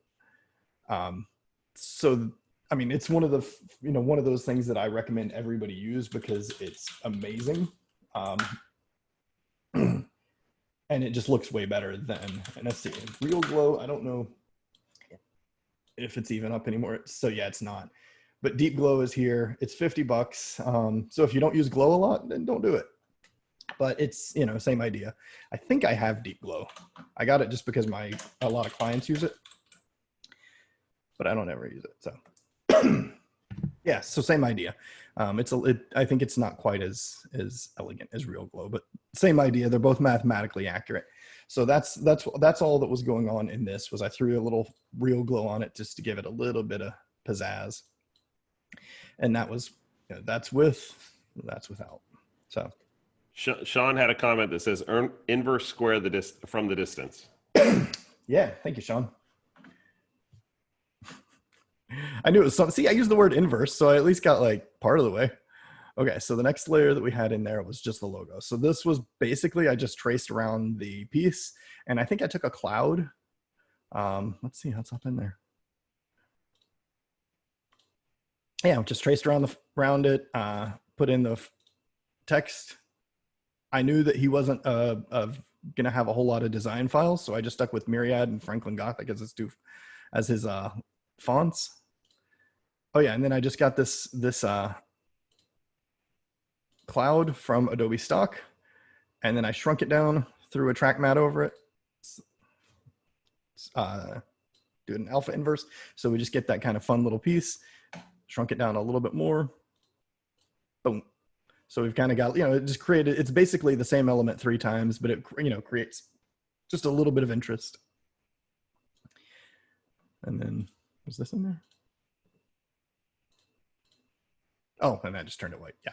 So, so that was, that was his logo. Then on top of that, I just threw a little bit of grunge, which was, I got off of Adobe Stock, track matted it with that. Then I've got kind of my finishing layers. Finishing layers these are kind of specific to to every person. These are the ones that I use. So it's basically, I really like Sapphire. Sapphire is a set of plugins. They're pretty spendy, but if you're making a lot of stuff for broadcast, a lot of stuff, that's got that broadcast vibe, like it's really good finishing effect. So this is just a vignette that was there. And then I always add grain to everything because you want to add grain. It just softens the image, makes it feel a little less computery. And then I throw levels on it. So the levels just, it's a way to just kind of keep the contrast in check. Here there's not too much going on, but it brings it around a little bit on the edges. If we turn off the vignette, you can see it's minor change. But the 2 big ones on this, because we wanted a very specific look, were from Red Giant Universe. There's Chromatic Aberration. And I've been getting a lot of use out of this. It gives you a little bit of chromatic aberration. I actually usually get rid of that because like modern lenses, they're better than that. So it's kind of like we've created this idea that cameras always had tons of chromatic aberration, and it's just kind of not true. Like it gives it kind of that VHS look, but stuff that's being shot now is not going to have that, so I'm not a huge fan of too much actual chromatic aberration, but what I do like is we get the lens distortion, we get a little bit of blurring around the edges, and also since this was a weather piece, I took a little bit of salt crack and put on, because you can go in here and it's got a few different lens textures, and this is just like pre-bundled, so if this is just straight out of Universe, boom. And then the last finishing piece that I used, and I use this a lot on the documentary I just finished. I've been getting a lot of, I used it on a thing that Eric and I just recently worked on as well. It's called, and it's part of Sapphire as well. It's called Free Lens. And it mimics the idea of if you're like physically holding a lens in front of the film.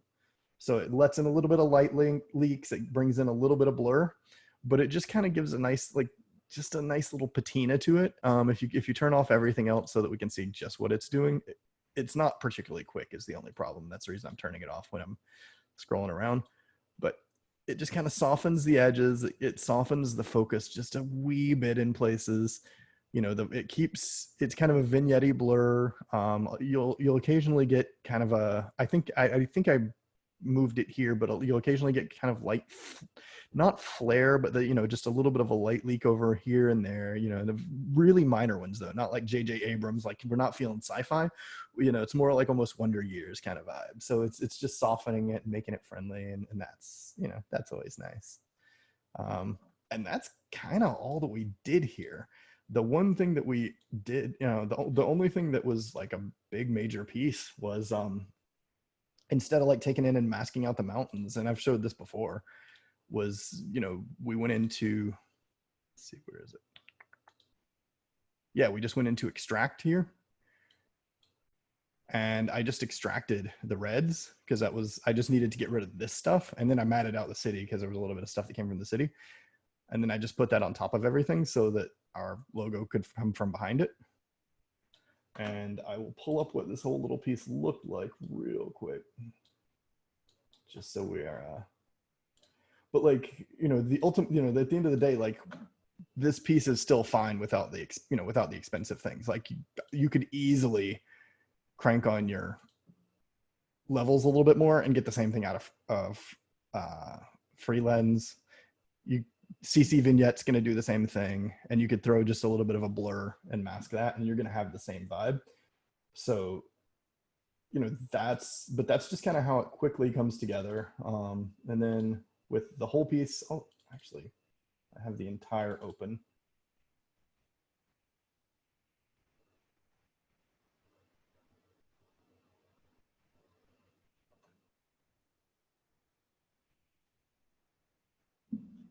Yes, I don't know if there was any audio on that or not, but we kind of have this, you know, Viva Las Vegas kind of track under it. So that kind of summed that up. Oh, there was one more thing I wanted to kind of quickly go over, and we'll hop over as we still have it open.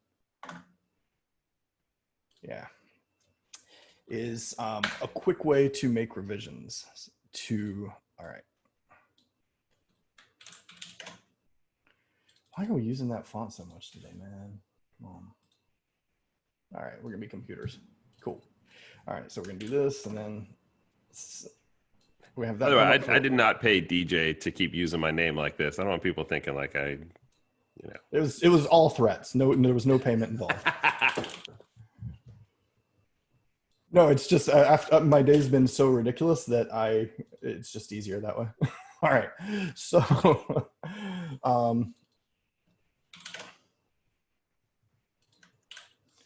all right, so we're making a video here, and this is our corporate video. And we've got text throughout, you know, our timeline. Cool. And then we've also got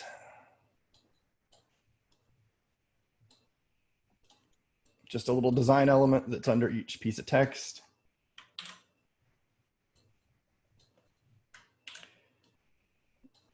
And all we're trying to do is just make a quick and bad lower third. So, all right, so the problem is companies rebrand all the time.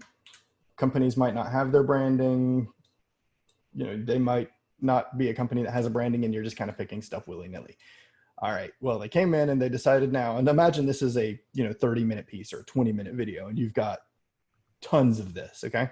And they say, well, actually, can we make the font gray, and can we make this little circle blue? That sucks. Unless, so we're going to press Control Alt Shift and Y. We're going to create a null, okay? And what we're going to do is we're going to put fill, and let's go ahead and select our colors here. We're going to select, and we're going to call this fill circle because I'm creative. And then we're going to create another fill effect, and we're going to call this type. Okay, so the null is not a layer that you can see, so it doesn't matter. So now what we'll do when we create it, when we create each of these, we're going to put a fill on it. And we're going to twirl down in here. We're going to twirl down our effects. Type and circle. Okay. And then effects. So this is a text layer. So we're only going to be focused on it. So what we're going to do in our text layer fill, we're just going to alt click, and we're going to come over here to boom. And what we're doing, what that does is it's pick whipping it's basically saying, you know, the fill color here, pick whipped to the fill color that is on our, you know, that is our type. And that creates a little expression. We don't even have to know what the expression means, but essentially it's saying on this comp layer, null one, there's a layer called null one. On the effect called type, use color. Boom. All right. Then we're going to just duplicate that across all of our type. So we're just going to copy paste. Boom, boom, boom. All right. Now we'll do the same thing here. We're going to create our fill, and we're going to twirl it open. And we don't need to see our type color anymore because we're not dealing with that. We ain't all about that noise. So we're going to go to fill, and we're going to alt click the stopwatch again because that's going to open up our expressions. Expressions are scary, but they're totally not. And we're going to hit pull this little pick whip, and we're going to just drag it up, and we're going to choose this color. Okay. And then going to click out of it. Boom. All right. And then we're going to put that on all of our other branding pieces, our little circles. So now when the art director comes back and says that he talked to his nephew and he said that blue is in, we can go in here, select blue, and it didn't work, of course. Why didn't it work? Because why would it?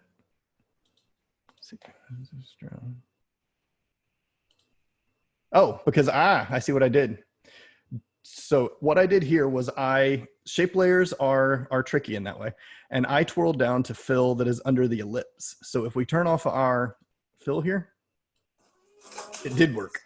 I just twirled open the wrong one. So just make sure that you come down to effects. I connected the wrong effect. So that was me being not paying too much attention. But we come up here to our blue, boom. And now we can change it back to red. And I've got to turn the fill back on. So I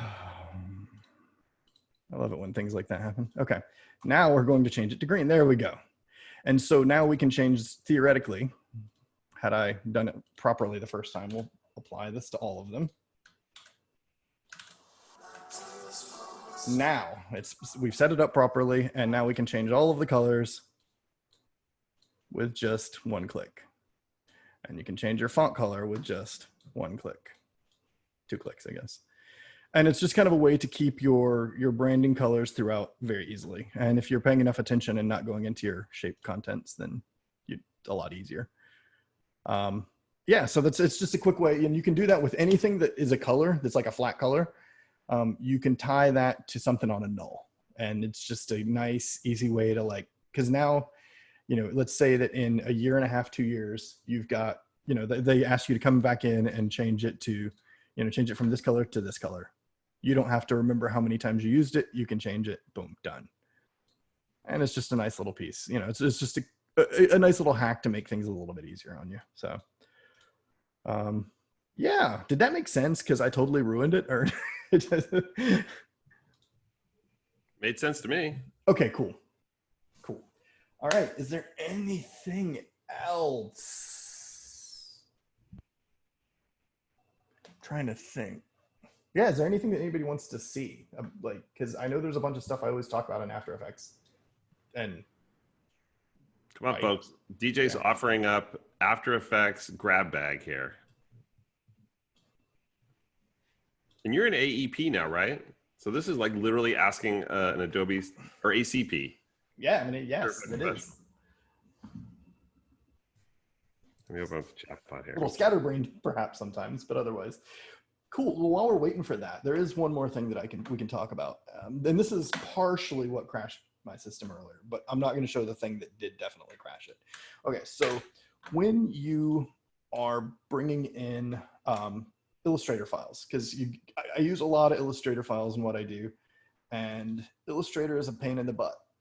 I mean, I use it every day. I know it pretty well, but it's a pain in the butt because, for example, this is something I got off Adobe stock. I pull it in. Cool. I've got all of these, and that's great, but I don't want all of those open. I just want boom, or I just want, one. So now I've got to come in here and I've got to mask it, or I've got to go into Illustrator and find it. Okay, so which one is it? It's this one. Now I've got to pull my layers panel over here. It's that one. Okay, let me get rid of all of those or copy it into a new comp and save it. And it's just kind of a pain in the butt. All of those work, but there is a tool that's if you use Illustrator files in After Effects, ever, and you have just a little bit of scratch to throw at it, there's Overlord. And this is I use Overlord 20 times a day. Overlord is fantastic. And it's one of those, if I had, if I gunned ahead, it's one of the top 3 things I would say to pick up. If you use Illustrator files. If you don't use Illustrator files, don't do it.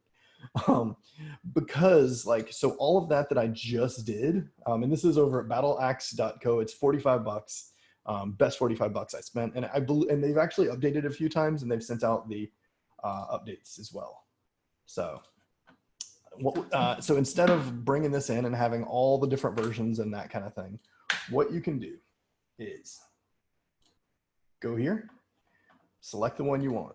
Okay. Now, and it's a piece that goes into Illustrator and into After Effects. You just copy it over. It's super easy. And it creates a panel, Overlord panel in both. Okay. So you're going to push the selection to AE. because I have a couple different versions of AE over, I'm going to go to my overlord over here. And it's under extensions, overlord. And it creates this. And I'm just going to pull selection from AI. Now it will do one little, did I select it? Yeah, okay. It will do one little buggy thing that it won't do on most people's systems. I have it so I can open 4 or 5 different After Effects at once. So it resizes my window and it'll probably, yeah, it's in the process of opening a second one. So long as you don't have that, that won't happen. It just does its thing. So, but I'm discontent with that, just being able to open one at a time. So.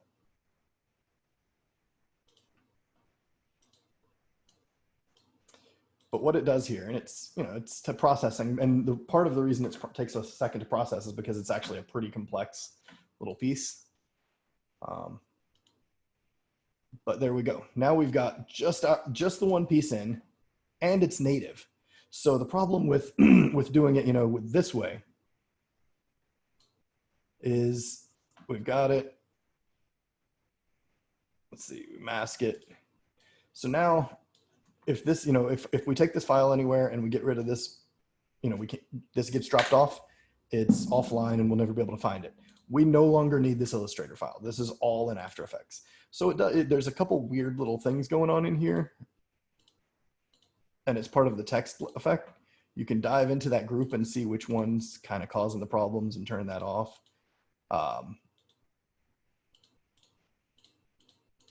But yeah, so there you go. And then turn all this back on. And so you're starting to, you know,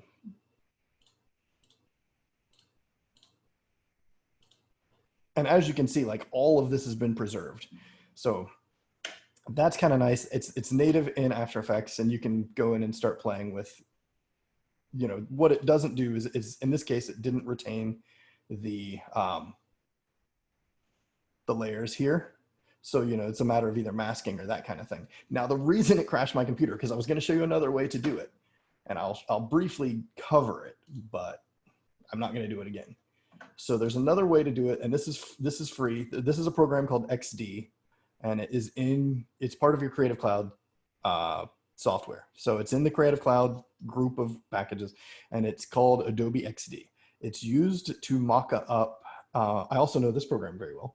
And it's used to mock up like websites, user interfaces, that kind of thing. It's really good at that. Very good at that, actually. But they've started including, since a couple years ago, they started incorporating a lot of After Effects connectivity to it. So in this case, I just brought this entire little piece over. I mean, I brought that AI in here, and you'll see one of the cool things about it is this is that same AI that is right here. So this is the file that's in XD, and it kind of auto groups these things. And that's just me stretching it out. And then, so what you can do is you can go over here to File, and then Export, and send it to After Effects. That's going to work on 80% of your AIs. It's going to send it to After Effects, and it's going to be really nice and packaged, very similar to how it was packaged from Overlord. You know, it's very similar to this. But each of these dots comes over as a separate layer.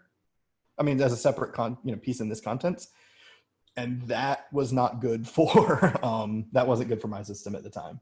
So that was what crashed it. So you'll want to take a look and make sure that you don't have. I mean, you know, this is a really complex little piece. Kind of, you know, had I chosen any of the other pieces, it, you know, maybe less so, or another one, maybe not so much, but there was a lot going on with that. So just make sure that if you're taking it through XD, it's the preferred way to bring it into Illustrator, because you get everything broken apart. You can really start to play with it.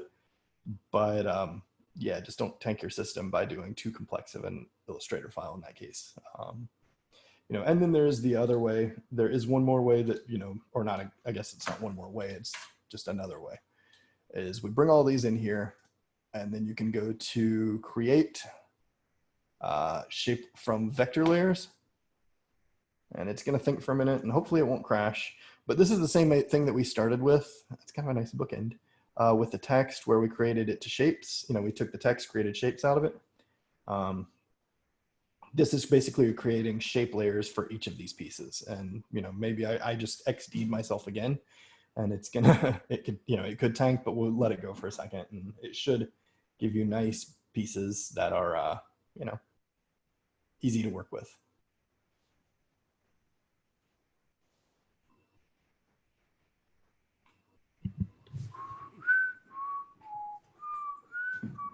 Is there any questions? Because this could be, because it might be tanked at this point. There's a chance.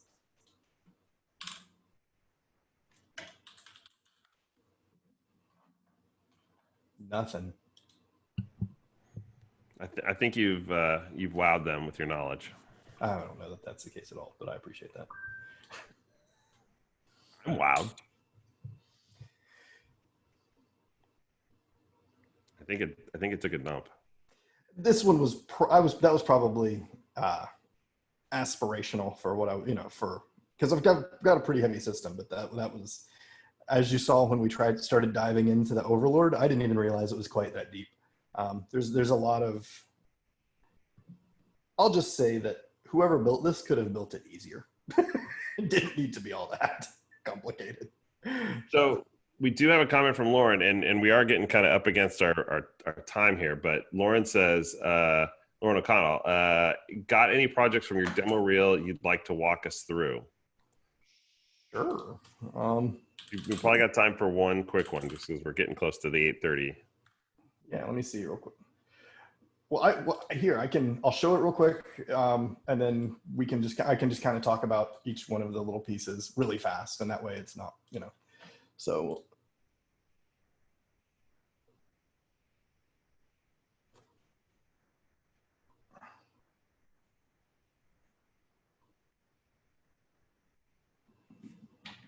By the way, the audio's not going, by the way. Oh, how do I do that? Go up to the top where it says view options, or there's an option like screen share options, and then there should be, I think it's one of the last selections for like share computer audio or something like that. Share computer sound. Gotcha. There you go. All right.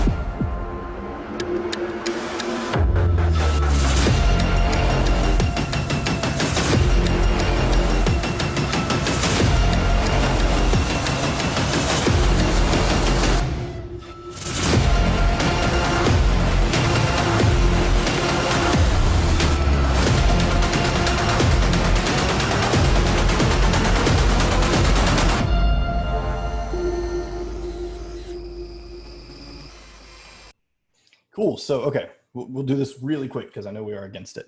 All right. So the first shot that we're looking at, this is, so the background is out of Cinema 4D and Octane. It's a part of Octane called Vectron. So Vectron allows you to create fractals. I don't know if anyone's ever watched like those Mandelbulb videos on YouTube where, so a Mandelbulb fractal is this, whoever was talking about lights earlier probably could do this better, but it's this infinite fractal that you can go into, and it just kind of blooms out.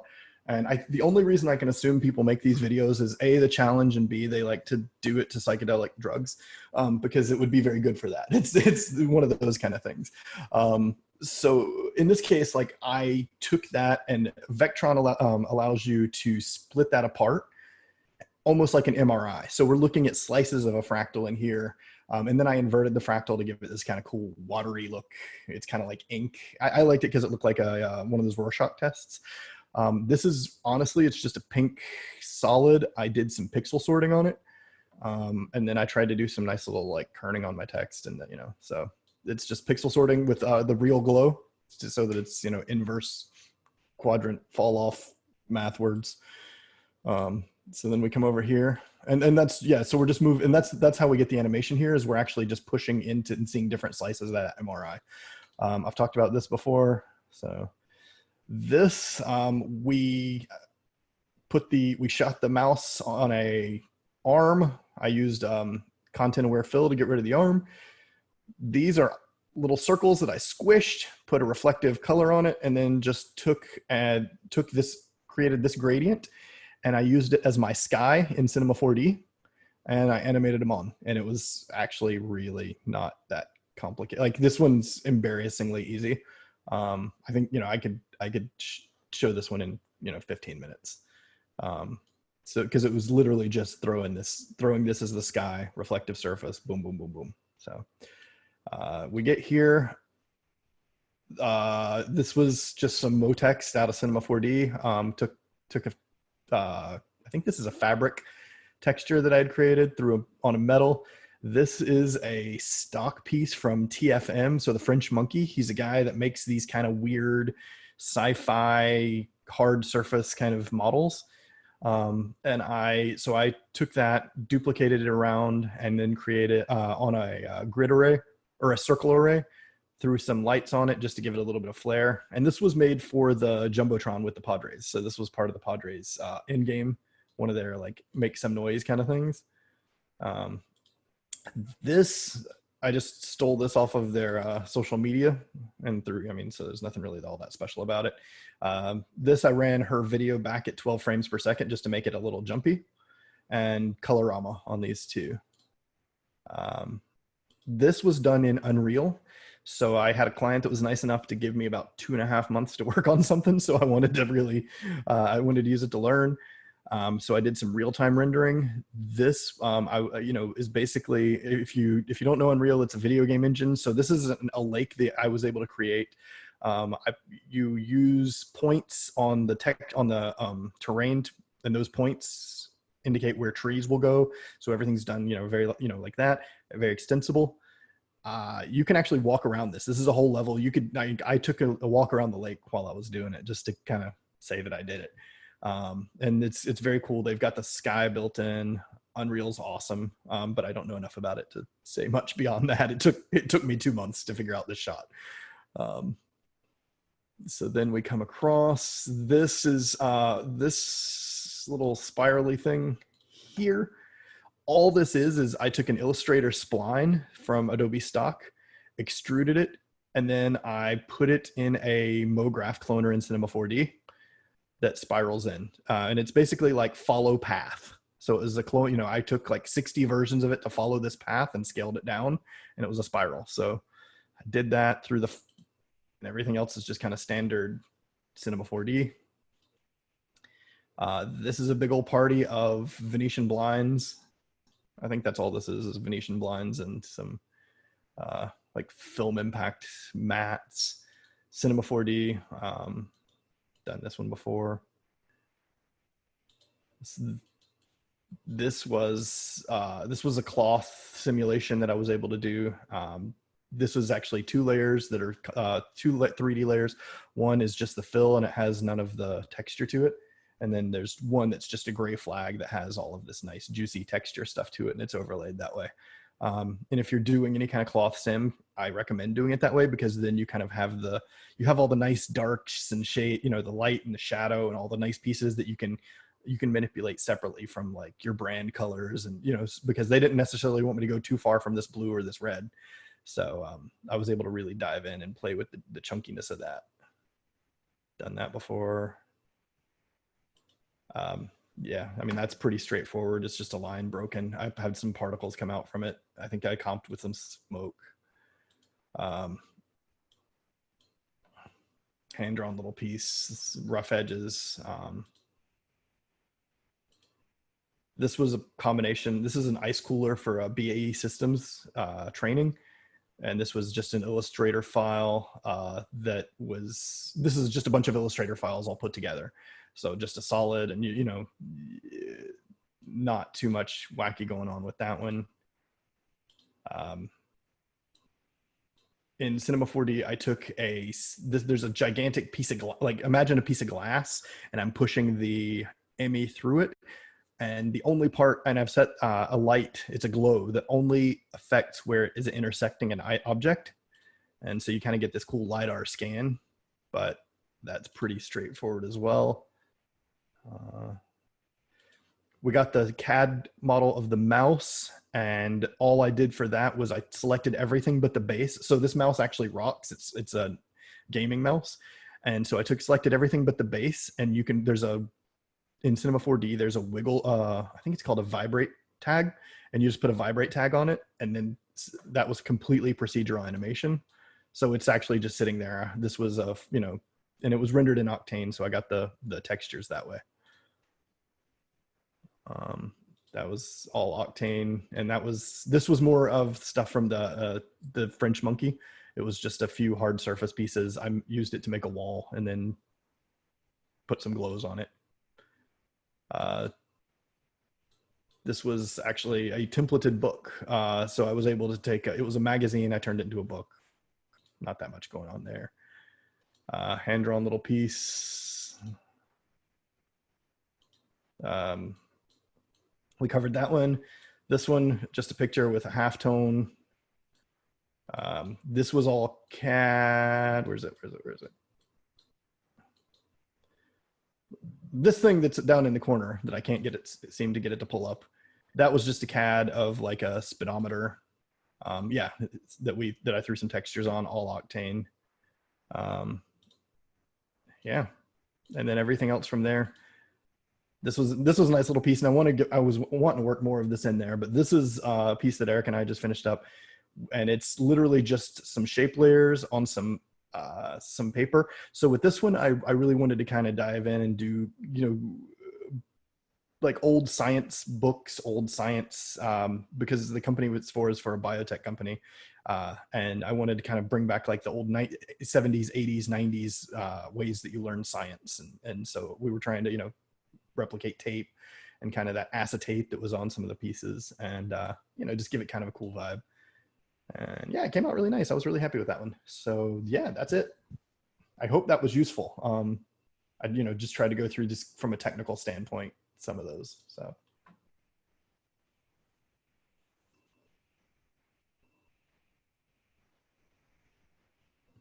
Sorry, I had my mic muted. oh good. Oh, let's watch this guy's too. No, let's not. First of all, I have to say that the French Monkey is my favorite new name for a band, and I really hope that guy's like name is, like I hope he's really French, or if he's just like He is. Okay. By the way, real quick question for the group. Let me know in the chat pod. When GJ played the video back, how did it play for everybody? I know it probably didn't play perfect, but would you say that it played fairly good? Reason I'm asking is because it ties back into the conversation at the beginning of the meeting. And DJ, I don't know if you were on the call at this point when we were talking about how to do the member showcase. One idea was to do it like in a backyard kind of setting, like a drive-in kind of thing. But so Jeff said it played okay and seemed okay. But Craig Bentley let me know that apparently that is illegal according to the state, our Governor Newsom. So we couldn't do like a backyard thing. And I think some people might be uncomfortable with it. So, but yeah, I mean, I don't know if playing videos like off of our computers would work better, or whether it would be better to stream like on Facebook or not. So that's why I was curious how that looked. So for everybody, but anyway, DJ and I will do some tests and we'll figure things out. So played better than most Zooms I've seen recently. Oh, that's good to know. Thanks, Lauren. All right. Well, that is it for this month's meeting. Thank you all for coming out and sticking on the call. I'll have the meeting posted up to the group YouTube channel tomorrow at some point. By the way, if you didn't know we had a YouTube channel, we have a YouTube channel. And all the meetings from this past year that we've done over Zoom should all be there. And all the meetings probably going early into next year, or who knows, maybe until mid next year we'll be on Zoom and we'll probably be posted there. So who knows how long this madness will last. But anyway, thank you all for coming out. I look forward to seeing you all next month. Remember, it's Member Showcase. And the last thing I'll say too is next month too, last meeting of the year, we always do topics for next year. So start thinking about, I know we talked about Illustrator, think about other things that you would want to hear for next year, meeting topics that would be interesting to you. So let us know that. And with that, I think we will sign off. So thank you everybody for coming out. Good job, DJ. Cheers, guys. Thank you so much.